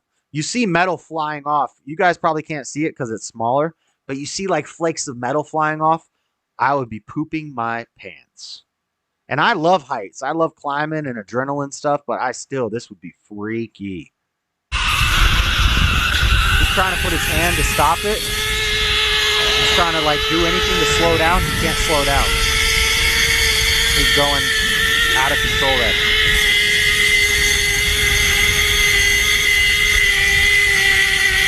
You hear the sound change.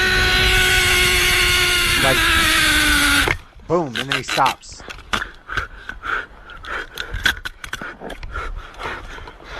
Freaky. Look at that clip. Look, that clip. How long would it take before that clip grinded down to nothing? Now he's just stuck up there in the middle. What's he going to do?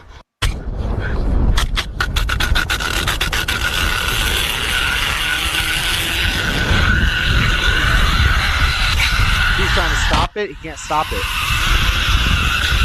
You can't slow down. Just burn a hole in your head. All right, well, we already saw it. Next. My face like this. You do not want to be playing man to man? We got a it's ma'am. We got a it's ma'am situation. It's a man, baby. Nope, that's a woman. Beta. We got a it's ma'am situation on a plane. This could be fake. I don't know, but it's still pretty funny. You can't talk man to man? I don't think that's possible. That's not possible? Why? I don't think it's possible because there's only one man standing in this aisle right now. Now sit down, little miss. Before I go ahead and get, I'm going to go ahead and get TSA to come on this plane and haul you off. You want to make that big of a show about it? Why would they haul me off? You want to make that big of a show because you're not confirming the docket that I have. You don't want to identify me as such? The government chose what to identify you when you were born in a hospital. They wrote M or F next to your birth certificate. Okay, it's my life. That was dictated by a power much greater than mine. And I don't feel that way. A higher power than me. I'm not the authority. I'm a man. I'm not the authority that assigned you. You need to get. She need to get up out of his authority at all. She need to get up out of his face.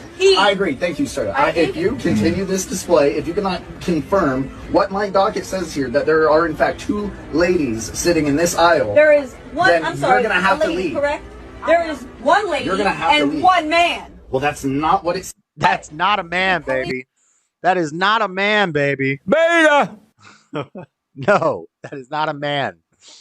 What the heck?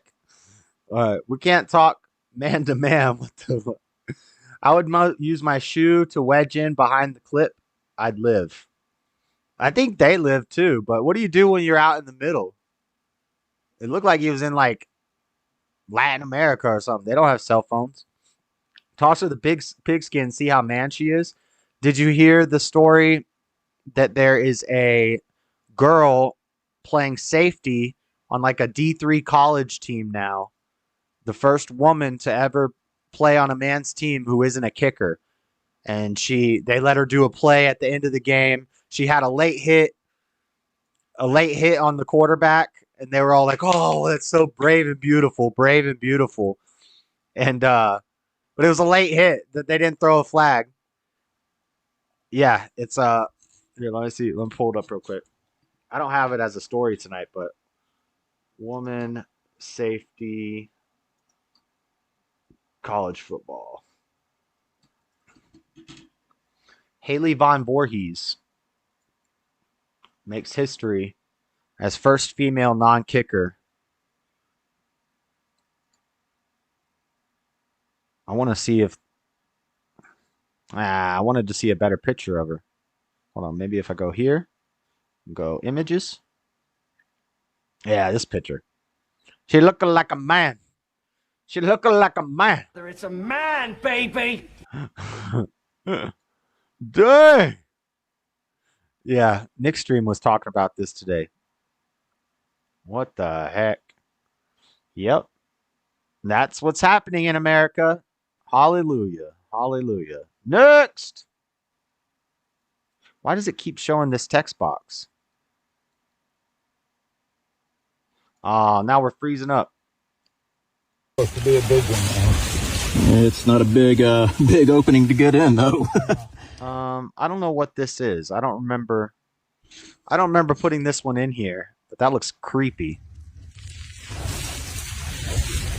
You're crazy. Look, I'm down with climbing, jumping off stuff. But climbing through a little hole? No. No.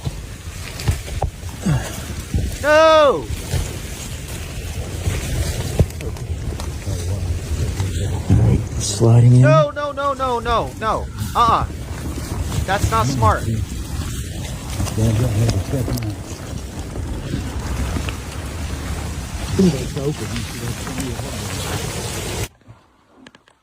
Oh, heck. Yeah, now that we saw that first tree, fossilized tree, I mean, it seems like they just How do you get out? How do you get out now?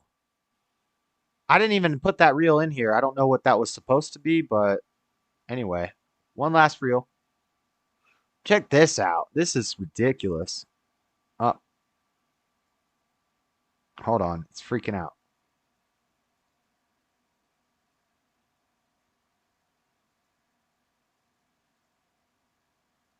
This is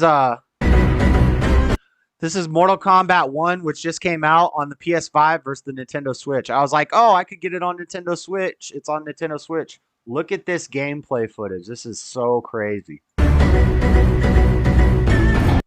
The top is PS5, PC, Xbox.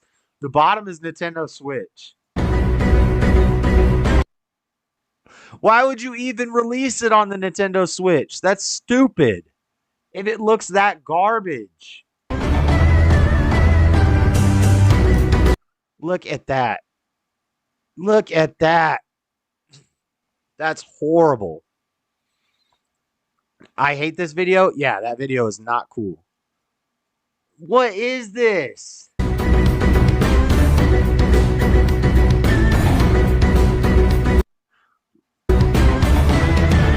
Look how bad it looks. It looks so bad. Anyway, that's enough of that. That's enough of that. It's time for rapid fire news.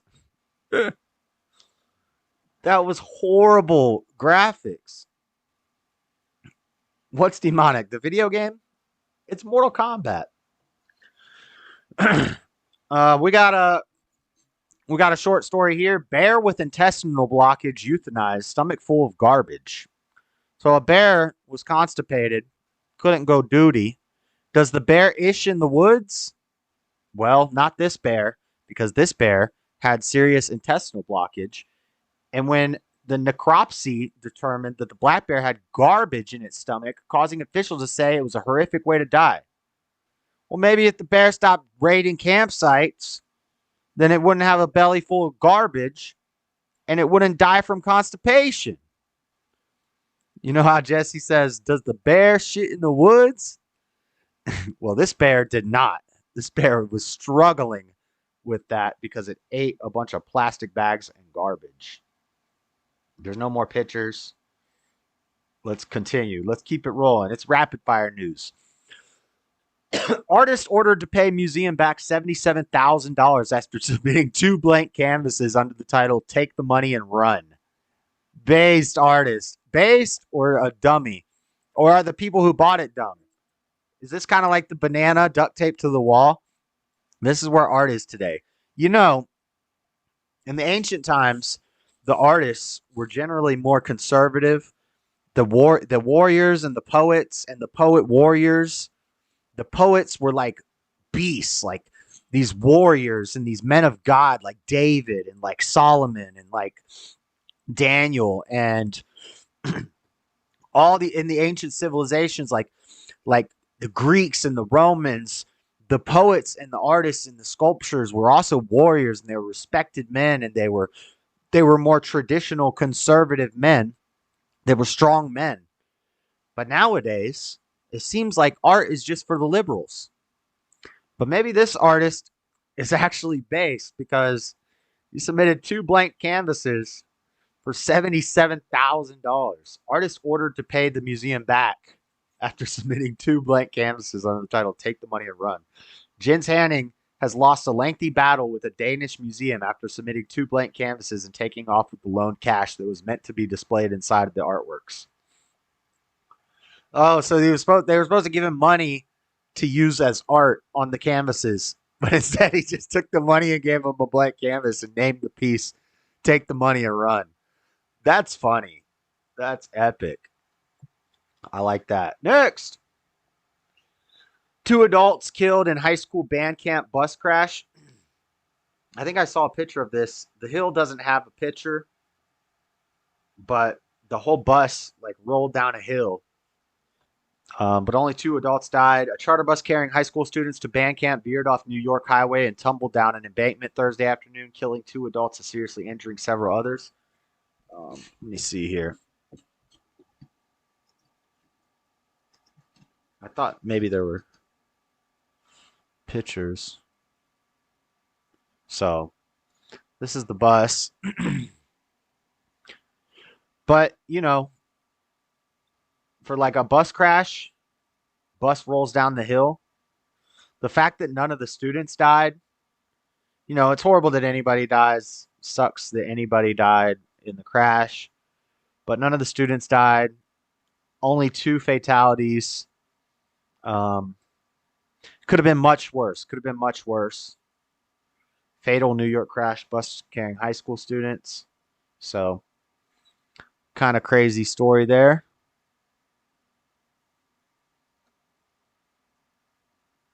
All students injured in New York bus crash are expected to recover, superintendent says. But 2 adults were killed, seriously injured several others. Chartered 6 buses for the school's marching band, color guard, and dancers to travel to Long Island from northeastern Pennsylvania for a band camp. The crash occurred 30 minutes from the destination, about 45 miles northwest of New York City. They always happen close. Isn't it like the majority of crashes happen pretty close to home? That sucks. Anyway, sad story. Update on Hunter and his gun charges from NPR. Hunter Biden plans to plead not guilty in felony gun cases. Now, for those of you who haven't been to jail a bunch of times and haven't been through the judicial system lots of times, you hear plead not guilty. You think that means innocent? No. Well, wait. I'm sorry. Yes, not guilty is like pleading innocent. I'm sorry. I was thinking of nolo contendere, which means no contest.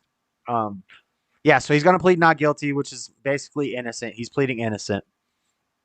I was about to say something. I was confused with no contest.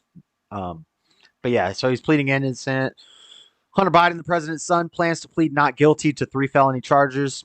Of course. He's not going to plead guilty. He was indicted last week. We already know about all that. We talked about that last week. Just a little update. Oh, Hunter looking slick in this picture. He plans to plead not guilty. Not no contest. Not nolo contende. Which is, I was about to go into a thing about no contest, but not guilty. Okay, next story. We're burning through these rapid fire stories because I got a lot of them. Remember the F-35 that went missing? Did you guys hear this story? I'm actually going to play this clip from USA Today. Cool, because there's no ads. And I'm going to go refill my coffee and take a potty break, and I will be right back. It's a 2-minute, 47-second clip from USA Today about this jet that went missing. I already read the story, so I already know about it. We lost a freaking F-35. Apparently, the pilot ejected. I'll have to read, or you guys tell me when I get back. If the pilot died, but he like ejected from the plane, and I guess the plane was on autopilot, so it just kept flying. I'm telling you, these things fly without a pilot. You don't even need a pilot these days. And the plane kept flying, and then it got lost. Like, we don't have trackers. Why don't they just get a little Apple AirPod and stick it on the plane so that we can track it? We don't have trackers on our fighter jets. It's probably one that was set up to be sent to Ukraine, so they're not worried about tracking it. Who knows? Or the UFO got it. Maybe they're not called UFOs anymore, Flora. They're called UAPs, unidentified anomalous phenomenon. Duh. Everybody should know that by now. It's all that's in the news. We don't hear about Hunter Biden. We hear about the UAPs. All right, watch this. I will be right back. I need more coffee. Nope, you can't hear it.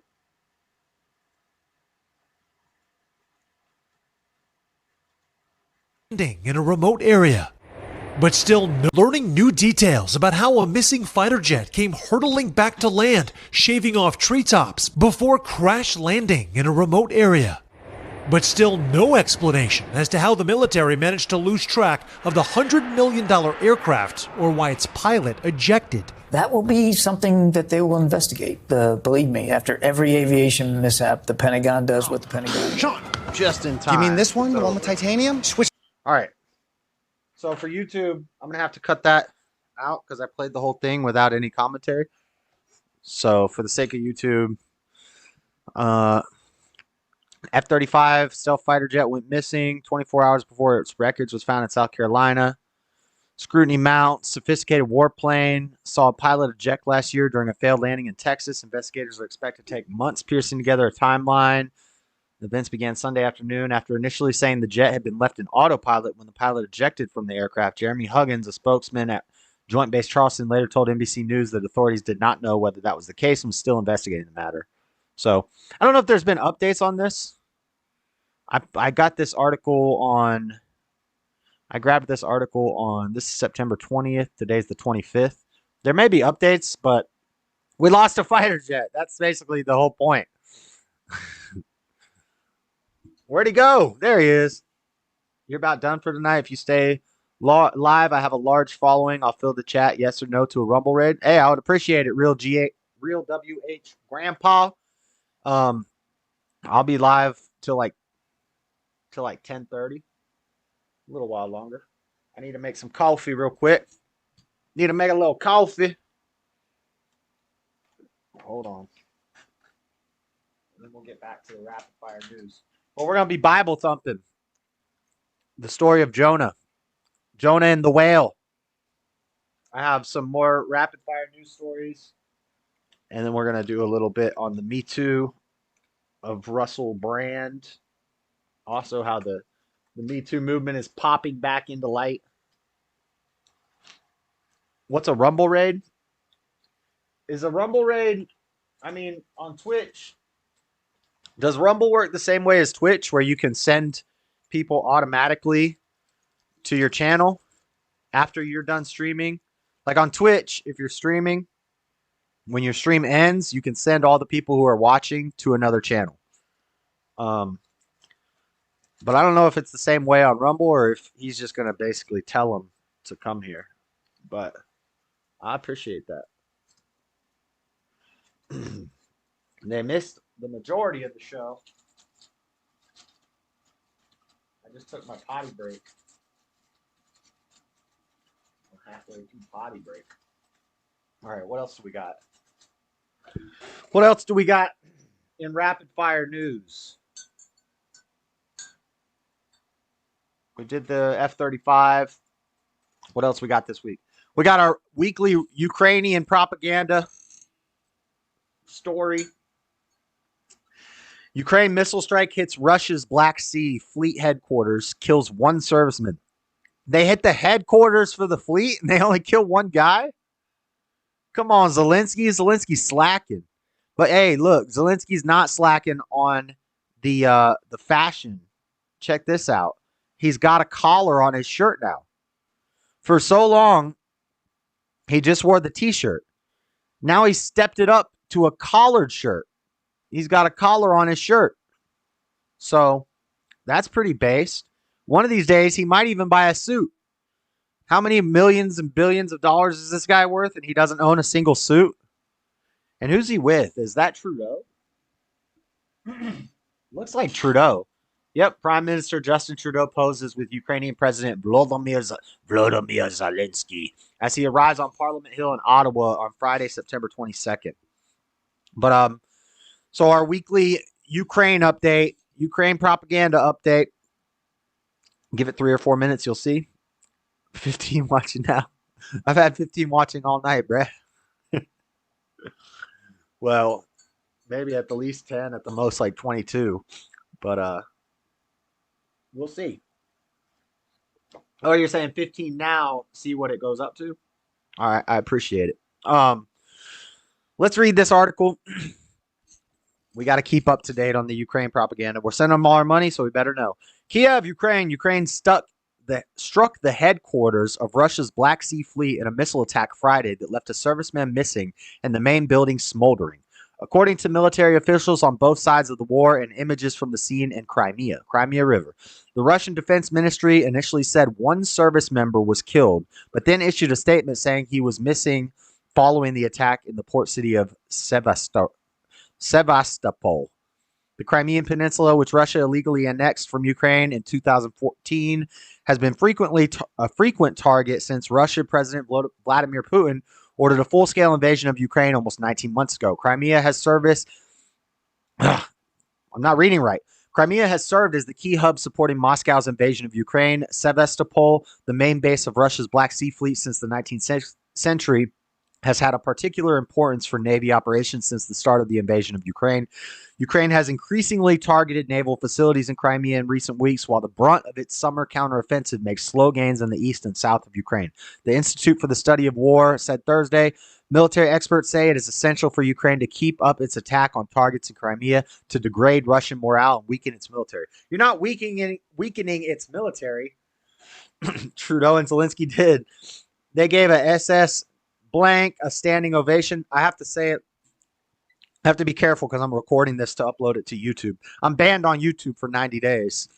We usually stream over there, but I have a 90-day streaming ban and I'm demonetized. So now we're doing it over here on Rumble.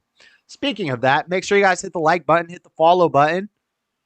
That's free ways that you can help out the channel. Go check out the YouTube. I'm still able to upload videos, so I'm still uploading videos on YouTube, shorts, videos, all the good stuff. jsurbanadventures, jsurbanadventures on YouTube. Just put it in the search bar, you'll find me. Trying to get up to 5,000 subscribers, and then I have to cut my dreadlocks off. Then I won't be the Dreaded Conservative anymore. I'll still be the Dreaded Conservative. I'll still keep the name the Dreaded Conservative because it's a play on words. It's a double entendre. It's a pun. It's a pun. We're dreaded because they hate us because they ain't us, but also dreaded. But I get to 5,000 subs on YouTube, JS Urban Adventures on YouTube. We'll cut the locks off. 11 years worth of dreadlocks. Should make for a fun video. But yeah, hit the like button, follow, all that stuff's free. Do it up. And then if you want to help out monetarily, support the stream, you can go right here. Cashapp Dreaded Conservative. Hit it up. Hit it up. My birthday's coming up in like 2 weeks. Send me some birthday money. Hey, what's up, Magadonia Brenda? Shout out. Thank you. Thank you for real WH Grandpa. Thank you for Magadonia Brenda. Hit the like button and the follow, guys. All right, enough Ukraine propaganda. Let's move on with the rapid fire news. I got a lot of rapid fire news stories this week. Since the main segment wasn't very long, let's we want to go till at least 10:30, right? So I need to kind of take my time with these. When is the second Republican debate? Oh yeah, debate update. Debate's coming up. Second Republican debate. As long as I'm not working, I will be streaming a watch party of the second Republican debate. I wonder who's going to make it. You know, it's coming on September 27th at 9 p.m. Eastern time, which is 7 p.m. my time, 6 p.m. Pacific time, at the Ronald Reagan Presidential Library in Simi Valley, California. Why are they telling us Eastern time if it's taking place in California? I guess because Washington's in California. So 9, 8, 7, 6 o'clock Pacific time. First Republican debate's biggest highlights. I don't care about that. What are the requirements to qualify for the debate? The threshold for the second debate is higher than what it was for the first. Candidates must poll at 3%. So we're going to lose a lot of them because a lot of them were only at 1%. Hey, people are rolling in. That's what's up. Not Ellen. John Gonzalez. Foe. Sergeant of your face. Nice. Here they come. Stay live. Oh, I'll be live for a while. We're going. So I will be streaming during the debate. Need 3% in 2 national polls, or 3% in 1 national poll and 3% in 1 early state poll from 2 separate early voting states, Iowa, New Hampshire, Nevada, or South Carolina. and you need to be recognized by the Republican National Committee. For the first debate, the polling requirement was 1% in the same poll categories. Good. So we can get rid of Asa Hutchinson. We can get rid of Chris Christie, probably be out of there. Who's going to make it? We'll probably have Pence. We'll have Vivek. We'll have Ronnie. We'll have, I bet, Nikki Haley going to be up there. Who else? Who's going to make it? You think Tim Scott will make it? You think what are these guys polling at? Who has qualified for the second debate? The RNC announced Monday evening the 7 candidates who will be participating. Doug Burgum has made it. Chris Christie made it. Scott, Ramaswamy, Pence, Haley, DeSantis. So everybody I said plus Chris Christie and Doug Burgum. What did they cut? All they cut was Asa? Looks like, yeah, all they cut was Asa Hutchinson. I keep asking questions, and it's on the article right in front of my face.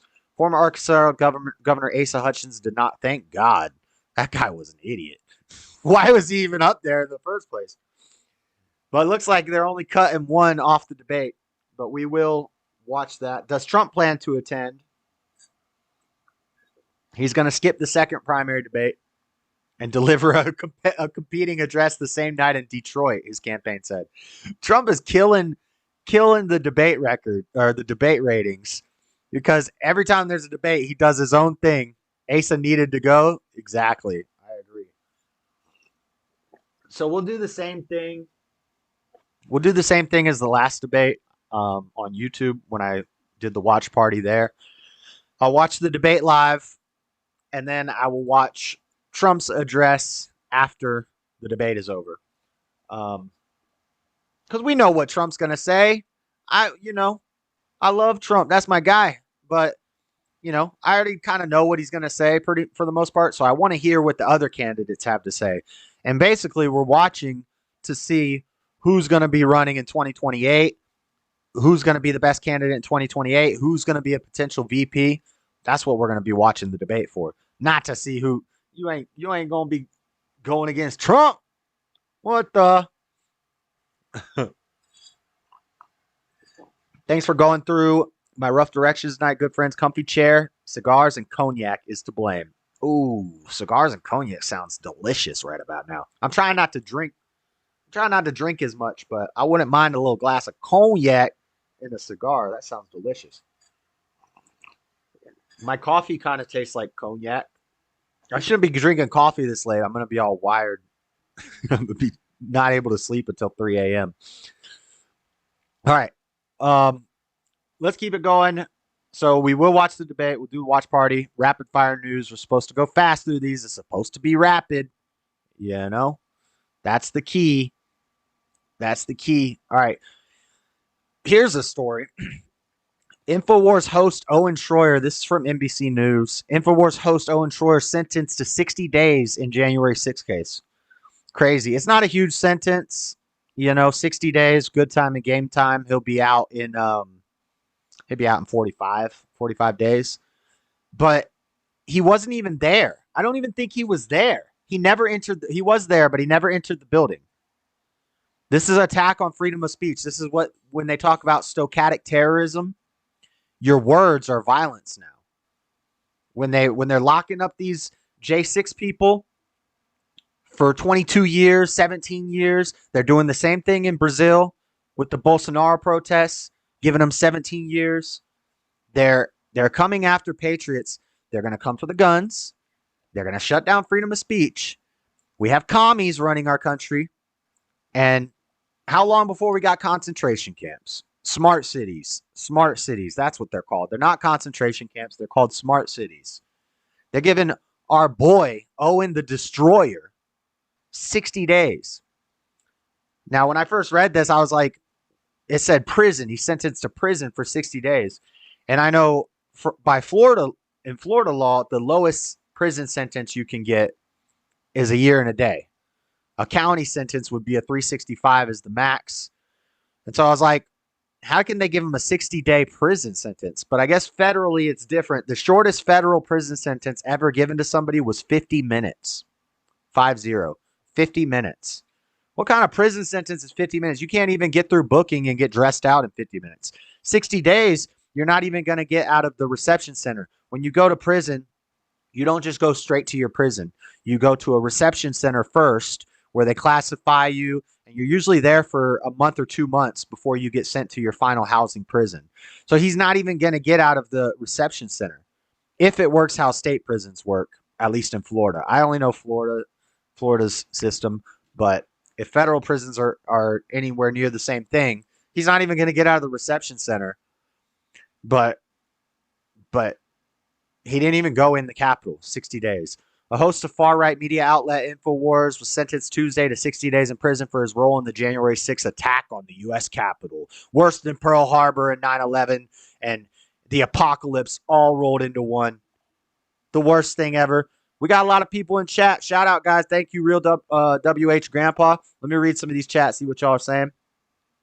WHG sent me. WH sent me. I'll have to check out your Rumble channel. Can I get to it if I click on your name? Yeah, nice. Cool. I'll go follow you, WH Grandpa. I just dropped you a follow. You guys who are here from his show, if you hang out, watch for a little while. We do the way the show works. We start 6 p.m. Mountain Time, which is 5 p.m. Pacific, 8 p.m. Eastern, every Monday night, the Dreaded Conservative show. I'm a conservative. People see my hair and they think that I'm a dirty hippie. I'm not. Hippies hate me. I don't get along with hippies. I'm farther right than most people you'll ever meet. But I do have dreadlocks, which makes me look like a hippie. I used to smoke pot. I'm currently 2 months clean from the pot. So I'm farthest thing from a hippie you'll ever meet. But we do streams Monday night. Main segment, the first hour and a half of the show, we go through all the biggest stories of the week, and I actually spend time on each story, break it down, talk about it. Then we do memes. We do meme review for the week, watch some funny reels. Right now we're in the rapid fire news segment where a bunch of little stories, kind of just breeze through them. Sometimes there's a little segment in here. And then at the end, for the last hour and a half, is basically up for grabs. Some weeks we talk about crazy conspiracy theories, like the fact that dinosaurs built the pyramids. If you guys didn't know that, now you know. Nukes are fake. If you didn't know, now you know. We'll talk about conspiracy theories. We do theology. We do some Bible thumping. We talked about Scientology. One day when I finish reading the Quran, I'm gonna do a breakdown of Islam as somebody who read the Quran. Don't worry, I'm not a Muslim, but I'm interested in theology, so I read and I learn about them, all the different religions. Or sometimes, Halloween's coming up, we'll do spooky stories in the last segment, all kinds of stuff in the last little hour. We've talked about cults, we talked about Waco, and just everything. So if you guys like it, hit the like button, drop me a follow. I'd appreciate it. I'm banned on YouTube. I usually do this show on YouTube. I've been doing it for over a year, about a year and a half. And every Monday night, never missed a day, never late, always on time, always there when you call. Gave you my all, baby be mine. Something like that. But I got demonetized and banned for 90 days on YouTube, so I can't stream on YouTube. So we've been over on Rumble for about 3 weeks now, and it's going swimmingly. But what's chat saying? Gnarly Gager? No, gnarly Gager. I only smoke pot when I'm awake. Nice. But today, in the last segment, we're going to be doing the story of Job. So we're going to Bible thump today. And not Job, I'm sorry. I've done Job before. Jonah and the whale. Twitter and True Social. You don't have to follow me. I have my hands full already. Oh, I already followed you. It's too late. Already did it. Is on True Social and X. I'm on X, but I'm the Dreaded Conservative on Twitter, X, whatever. But I really don't like use it much. I don't know. I'm kind of a boomer. So yeah, Owen Schroyer's getting 60 days in jail. Basically because they don't like the things he says. I think we have a quote from him And I think this is why he went to jail. He said, Democrats are posing as communists, but we know what they really are. They're just tyrants. They're tyrants, Schroyer said on a bullhorn as he led a crowd to the Capitol on January 6th. And so today on January 6th, we declare death to tyranny, death to tyrants. That's his free speech. And that's what the Constitution is about, to protect from a tyrannical government. We went into our own house to shut the government down because we felt like they were doing something that was unjust. Whether it was true or not, if the people felt that what was happening was unjust, then we had every right to go into our house and say, hey, cut it out. Stop this. Nope. We're stopping this. This is tyrannical. And then let it go to the courts. Let them decide over time. Calm the people down. You don't start locking people up for their freedom of speech, for saying what we're allowed to say. I guess they would lock up the founding fathers since they said the government was tyrannical. They would call the founding fathers insurrectionists. Hallelujah. This is America. This is where we live now. We're being taken over. All right. Now that's it for all the short rapid fire stories. Now we kind of have a segment in the rapid fire. We're going to talk about the Me Too movement. It's back. This is not old, 2 weeks. 2 weeks this has been developing. I didn't want to jump on it early because I don't want to be wrong about it. But they're coming after Russell Brand. This is relevant to Rumble. This is relevant to YouTube. This is relevant to social media, stifling speech. Basically, I got a clip. Let's play the clip, and then we'll talk about it. Let's play the clip of Russell Brand from his own words. He got accused of a lot of things, some criminal, some not so criminal allegations. It's sexual allegations. I don't even know if these allegations are real. I'm going to be careful with what I say because we don't know yet. He talked longer in that first video about how he was very promiscuous. He made it a point in his comedy, his whole thing, and all the shows he was in. I'm actually watching the show Ballers with The Rock on Netflix right now. And he's in it. He's in the 5th season. And I was like, oh, I'm about to do a story about this guy tomorrow. And so this story's been in the making for a couple weeks. I wanted to sit on it for a little while before I talked about it. But we did talk about Hyde just recently. We've talked about the Jean Carroll lady and the Trump allegations. We talked about Hyde getting 30 years in prison for a 20-year-old.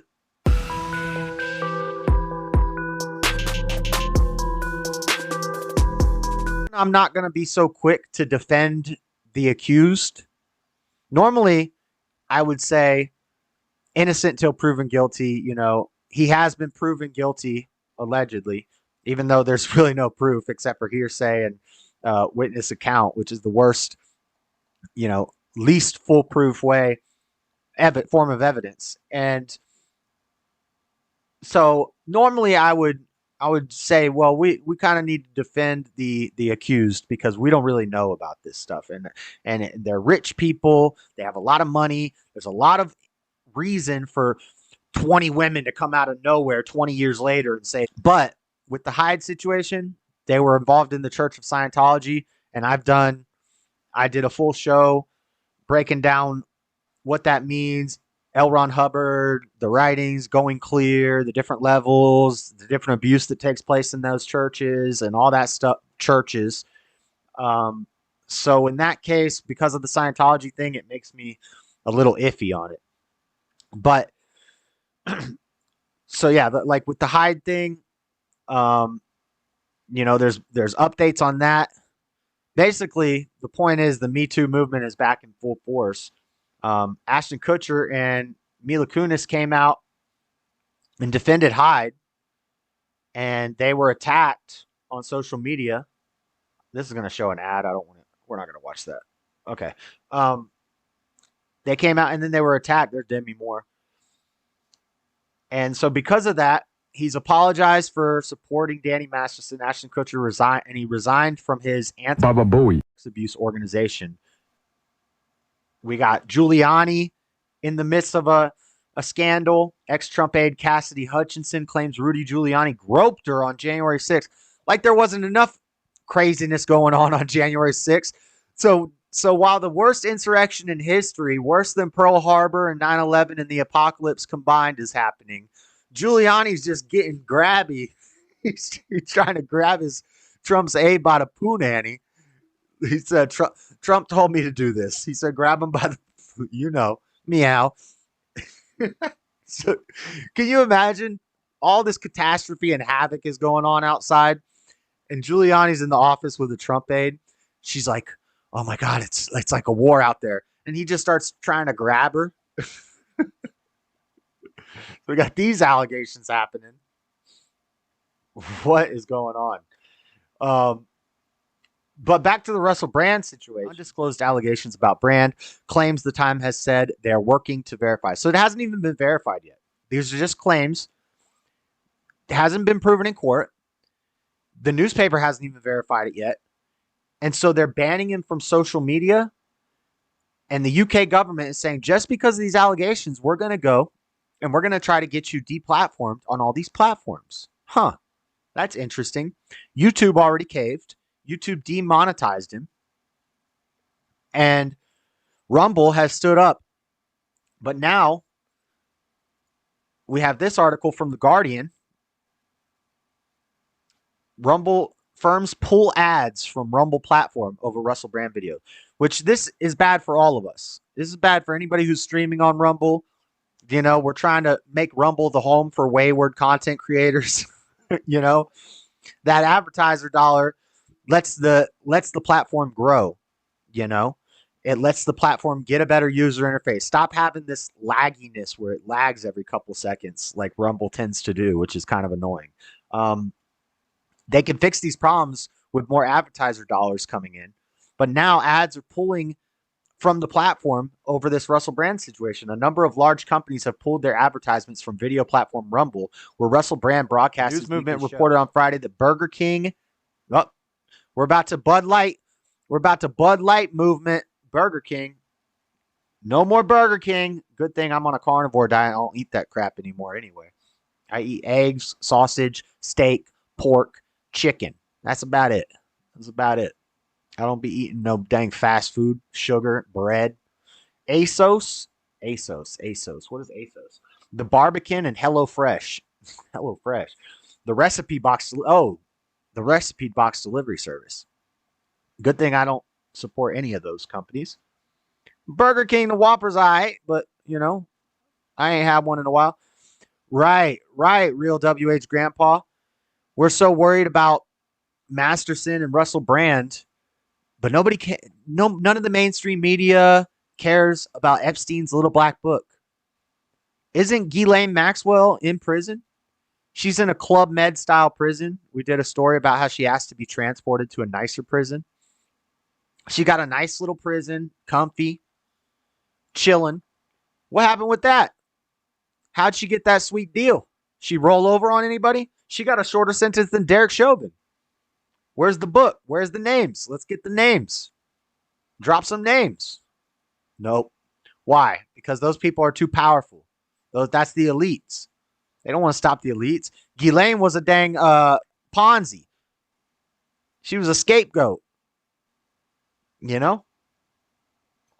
Remove their ads. Brand has 1.4 million followers on the platform. YouTube suspended Brand's ability to earn money on its platform on Tuesday. So YouTube shut him down, but Rumble has rejected calls to do the same. On Friday, Brand said the moves to block him from receiving advertising revenue for his videos on social media platforms have occurred in the context of the online safety bill. So you've read 18 articles in the last year. Thanks, Guardian. Thanks for letting me know how many of your articles I read. What the heck? In a public statement posted on X, Rumble called the letter disturbing and said Parliament's demands were deeply inappropriate and dangerous. The platform added that it was devoted to an internet where no one arbitrarily dictates which ideas can or cannot be heard, or which citizens may or may not be entitled to a platform. So Parliament wrote a letter to Rumble. The letter's been leaked. You can see the letter. I don't have the information. What's up, Latina Patriot? You're late. Later than a mug. What are you on, CPT? Color people time? I think they will dangle a couple high-profile names to get everyone's attention and hope it fades away. Yeah, and I mean, they're using this to shut down speech. It's crazy, man. It's a crazy time. It's a crazy time. We're we're coming up against some powerful elites, some monsters. We got some monsters out here. They should investigate what shenanigans are going on in the UK Parliament. Talk about the pot calling the kettle black. Facts. Let me read one more story about the accusations. Woman says Starr exposed herself to her, then laughed about it on Radio 2 show. Well, this is just one allegation from BBC. A woman has accused Russell Brand of exposing himself to her and then laughing about it minutes later. It's kind of funny, right? Comedians tend to be doing that. Louis C.K. The woman says it happened in 2008 when she was working in the same building as the BBC in Los Angeles. What did he show her? The belt buckle? He show her the goat head? The watch? It's a joke. The woman says it happened in 2008. 2008? He showed you his wiener in 2008, and you're coming out about it now in 2023? What is that? My math is bad. 15 years later? 15 years later, you're going to say he showed you his pee-pee? What the heck? What is wrong with this woman? Beta! That's horrible. Minutes later, he was recorded laughing with his co-presenter who said Brand showed his willy to a lady. It's funny. It is kind of funny. Brand has not yet commented on the latest allegation. So that's a new allegation. Like, come on, guys. Are you serious? Rumble from Forbes. Rumble slams British lawmakers over disturbing demand to demonetize Russell Brand after sexual allegations. Kind of what we just read. So let me skim through this, see if there's anything new. Rumble, a self-styled anti-censorship video site popular among right-wing commentators and conspiracy theorists. I mean, if the shoe fits, I guess I'll wear it. Slam British lawmakers on Wednesday for asking whether it would stop Russell Brand from making money on the platform. Key facts. Rumble criticized the deeply inappropriate and dangerous letter Dame Caroline Dinenage, the chair of Britain's House of Commons Media Committee, had sent to Chief Executive Chris Pavlovski regarding Brand, who denies the allegation. In the letter, which Rumble posted on X alongside its reply, Dinenage said she was concerned Brand might be able to profit from his content on the platform and asked if he was still able to monetize content in light of the serious allegations. Let me see if they have the letter. Oh, they do have the letter right here. Let's read the letter and then we'll move on from this topic. Oh, wait, this is Rumble's response. Do you have Parliament's letter for me? I'm not seeing it. Hold on. Let me see if I can find it real quick. Parliament's, not the cigarette.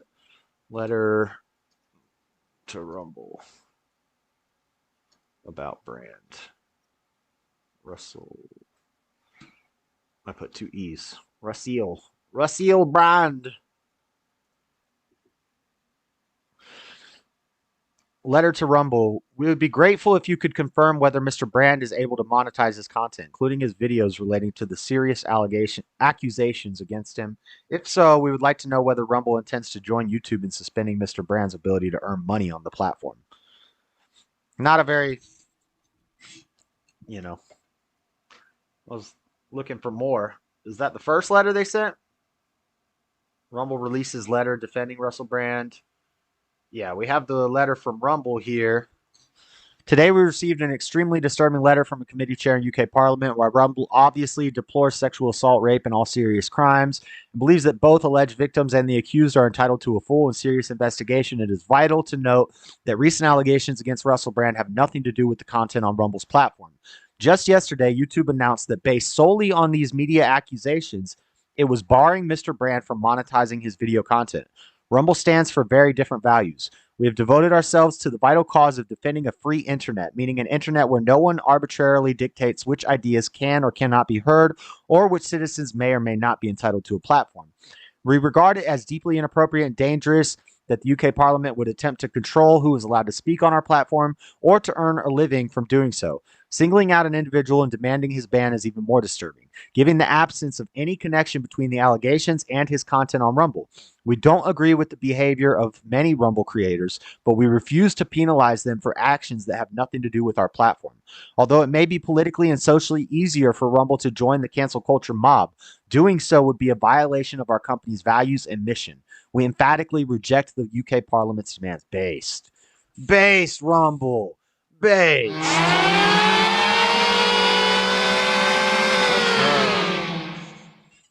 Autocorrect is fighting me to make your name. Mozart's already great. Galileo. That's not Mozart. That's Queen. Response to UK parliamentary inquiry. F you. That's what Rumble said is F you. I can't do that finger. River levees breaking can start with a dripping leak before a big section goes immediate flooding happens. What are we talking about? Are you talking about Latina and Cali's water getting sucked up in California? They ain't got no water there. Can you imagine the names in that book? Yep. Oh, I could imagine. Democrats blame Republicans for the crimes they're guilty of. That's true. Satanology. Yep. Is that even a thing anymore, Brenda? Seems quite... I'm reading backwards, so I'm reading... It's like I'm going backwards in time. We sure do. Volume 37. What does that mean? I don't know what that means. I don't know what that means, Floor. He's always talked about being promiscuous, but that doesn't mean anything. Innocent until proven guilty. Facts. Right. And also, if you're open about the fact that you're promiscuous and you're living that lifestyle, like, it seems like a very basic argument, a very intuitive argument to say these people are rich and famous and powerful. Like what Trump said, they will let you grab them by the nunu. They're called star effers. They're called groupies. Give me that groupie love. They give me that groupie love. When you see me in VIP with hoes around me, man, they give me that groupie love. It's a groupies. Like with they gonna put the spoon in the padang. That guy. Who am I thinking of? What's the dang spoon in the padang guy's name? That guy was doing quaaludes at parties with women who would come to his house for parties, take drugs, get drugs from him, take the drugs at his house party, and then he would have sex with them. Like, you knew what was happening when you showed up to the party and you took drugs. Is that victim blaming? Maybe. You know, it's not the same situation as like a back alley where some girl's walking home from work and a gang...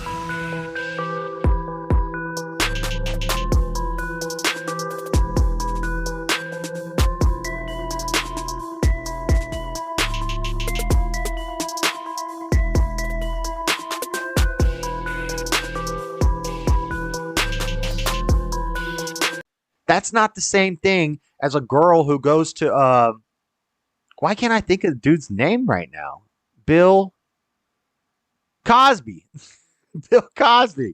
You go to Bill Cosby's party where he's serving you up quaaludes. You know what's going down. You know what's going down, girl. Or like R. Kelly, where two girls who are in an 18 and up club come up to him and he pees all over them. You know, it's degenerate. It's horrible. It's not good. I don't advise it. But he thought they were of age. They were at an adult club. They got in with fake IDs. They were groupies. You know? You checking IDs at the tour bus, letting them on the tour bus, and then they know what they're going to get into when they go into there. They're checking IDs. They got a fake ID. That's theft by deception. You should change it to something easier. Auto does it for me too. Yeah, I would hate trying to type your name. So Armageddon? Autocorrect says Armageddon. Google's like a woman because every time you're halfway into a sentence, it gives you a bunch of suggestions and corrections. Okay. Enough of that story. Me Too is back on the rise. That's the point. We got some weird science, tech news. We'll try to, what time is it? 9:30? Yeah, we need to get to our Bible segment. We need to get to the story of Jonah and the whale. So let's get through this weird science. weird science segment. All right. Did you guys know that this week Neuralink was approved for human testing, and they're looking for volunteers? So if you want to get chipped up, you might want to apply for that program. I don't even think you get paid for it, but Neuralink is coming. I don't know why this CNN thing is like grayed out, but I can still read it. Elon Musk's controversial biotechnology startup Neuralink opened up recruitment for its first human clinical trial Tuesday. After receiving approval from an independent review board, Neuralink is set to begin offering brain implants to paralysis patients as part of the PRIME study. PRIME, all uppercase. So I don't know if that's an acronym. PRIME study. The company said PRIME. Oh, I should never ask questions as I'm reading the article, because usually the answer is in the next sentence. PRIME, short for Precise Robotically Implanted Brain Computer Interface, BCI. BCI has been around for a long time. Look into it. BCI is nothing new. But Precise Robotically Implanted Brain Computer Interface is being carried out to elevate both the safety and functionality of the implant. Trial patients will have a chip surgically placed in the part of the brain that controls the intention to move. What? The chip installed by a robot will then record and send brain signals to an app, with the initial goal being to grant people the ability to control a computer cursor or keyboard using their thoughts alone, the company wrote. So, you know, I've talked about Neuralink a lot on my show. You guys are new, so you might have missed it, but you probably heard about it. You probably heard the Joe Rogan interview with Elon where he's talking about Neuralink will have the ability to cure blindness. You'll be able to remember things. Like everything, everybody will have photographic memory. If you want, everything you see could be recorded to a hard drive in your brain into a file in this chip. And then you could just bring back memories. Close your eyes and you can bring back picture perfect memories. And one of the fears of this is that eventually, and he said it would be like cell phones. They'd have the first model. Maybe the first model is doing something valorous, like curing paralysis, curing blindness. You know, they access the part of the brain that controls movement and they can cure paralysis. They can access the part of the brain that makes you blind. They can fix your eyesight. Things like this, playing God. Everything is the modern day Tower of Babel. The space travel, the Neuralink, the diversity, equity, and inclusion, die. All that stuff is modern day Tower of Babel, men trying to play gods. And the Neuralink, he said the first model, it'll seem like a nice thing. You know, we're going to cure paralysis. We're going to cure blindness like Jesus did. We don't even have to spit into mud in our hands and rub it on your eyes. But as it gets more and more efficient and more stronger capabilities, we get quantum computing. The technology gets better. Time goes on.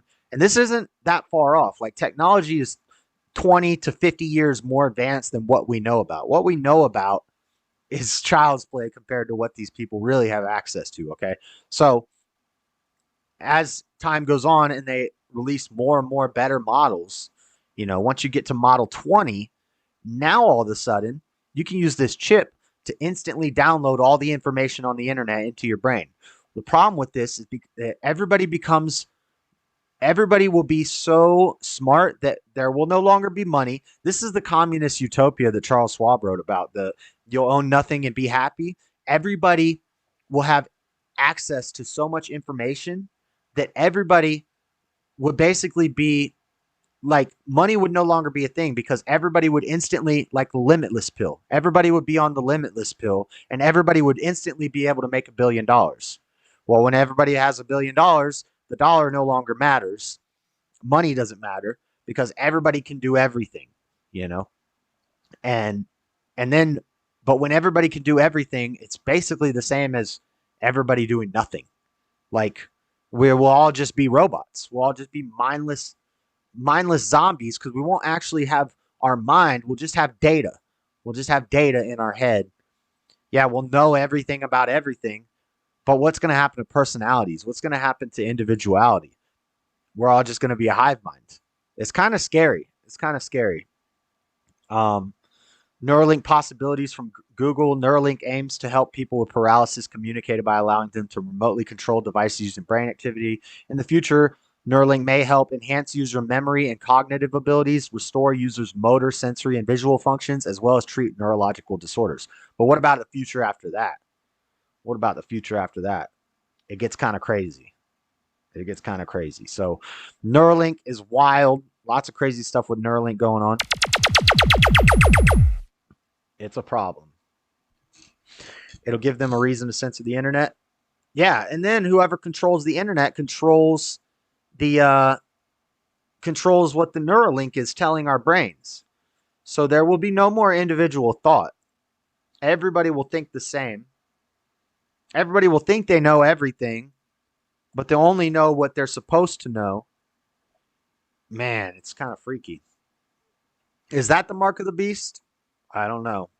I'm not one of those apocalypse, end time crazy people, because I think a lot of people get lost in the sauce on that stuff.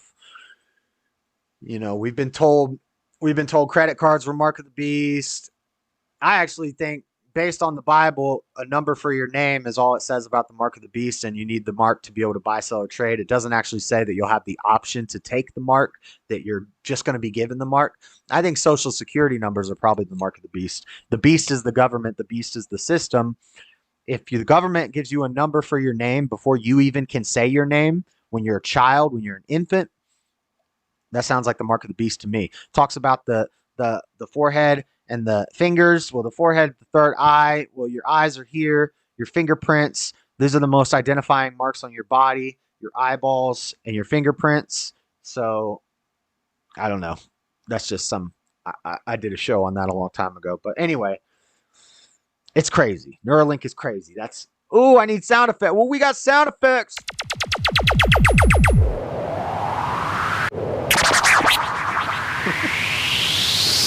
Air horn. We're in a rave. Okay, enough of that. I'm hyped up, guys. I'm hyped up. I'm hyped up from this raid. We got a raid hype going on. Make sure you guys hit the like button and drop a follow on the channel. And if you want to help monetarily, you can hit up the Cash App right here. $Dreadedconservative. My birthday's in 2 weeks. Send me some birthday money. All right. More weird science, weird tech science. We got George Soros heavily funding Biden's TikTok army.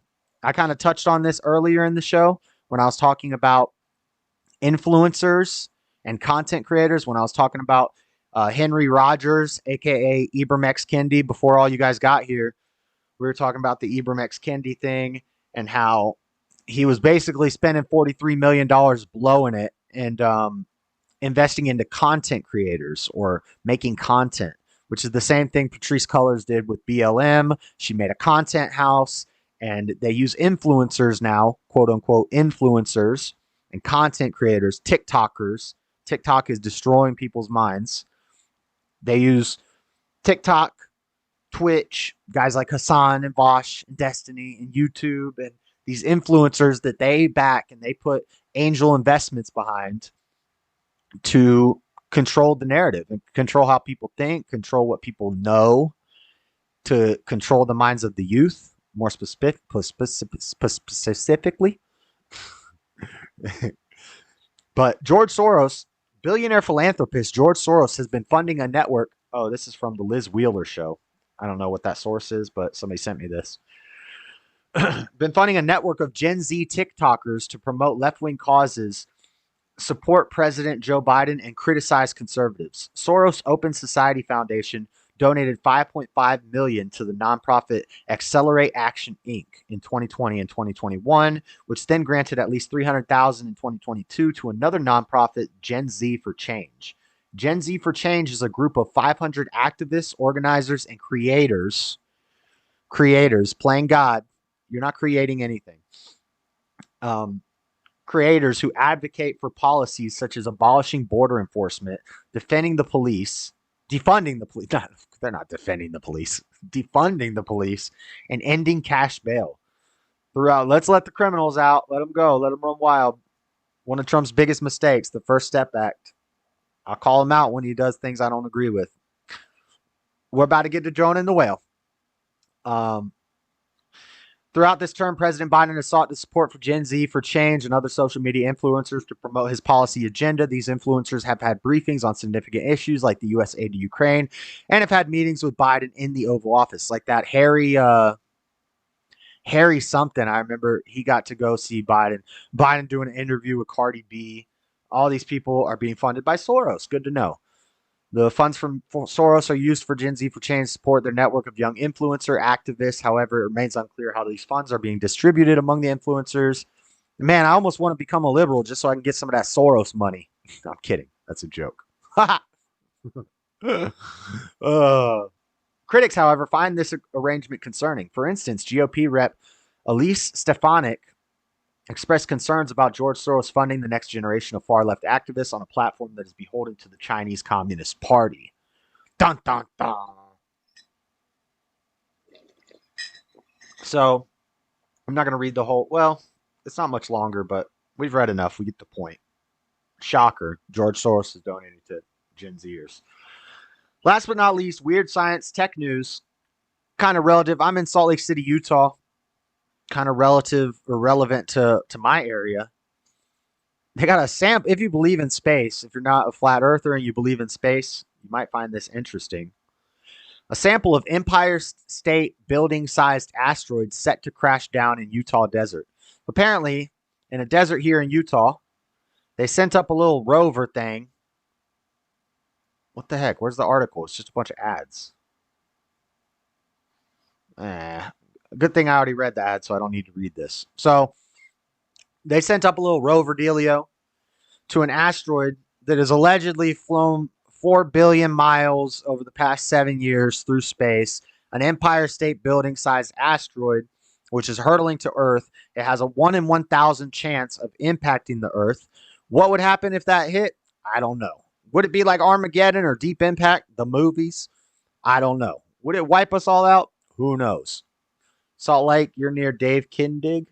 Kindig, you dig. You dig. I don't know who that is, but shout out Dave Kindig. I'm near Glenn Beck, too. Or no, I think he lives in Texas now. But he's a Mormon. I'm not a Mormon, by the way. Just putting that out there. I am meeting with the Mormons tomorrow. They're going to come to my house, and I'm going to talk with them. I like to hang out with them and talk to them. Try to convert them to real Christianity. Get them out of their cult. Anyway, sorry if you're Mormon. I'm just joking. Not really, but kind of. Empire State Building asteroid. They sent a freaking rocket out to space with a little rover on it. They said it was like a dart hitting a bullseye if you throw it across a football field. And they said that's what we do here at NASA. Kind of based. They take pride in their work.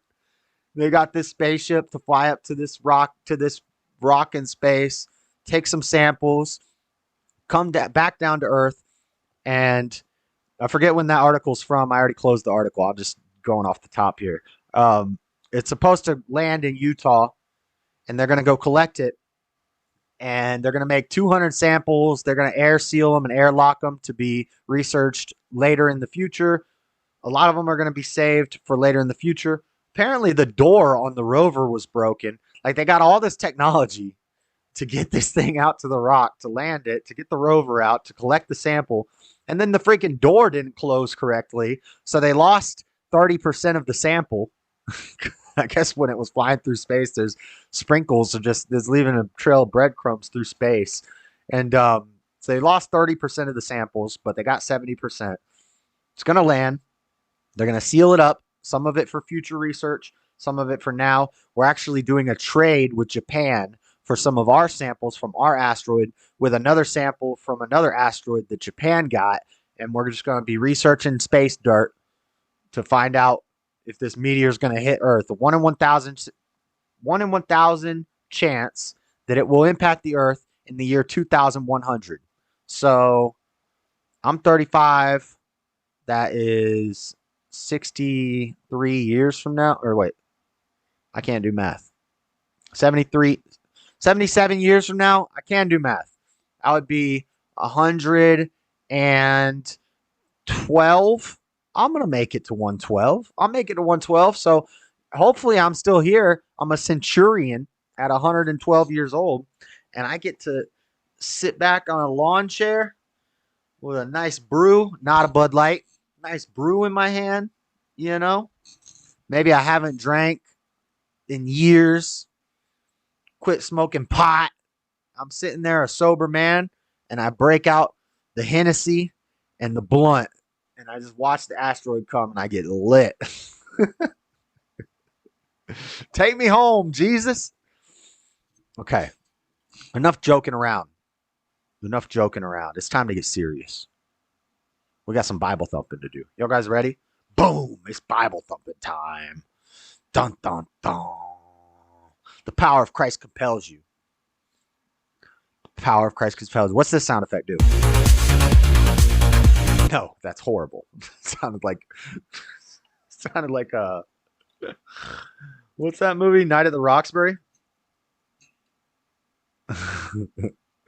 It's Bible thumping time. Let's go. All right. We're going to talk about the story of Jonah and the whale. Jonah and the whale. Let me get my folders open.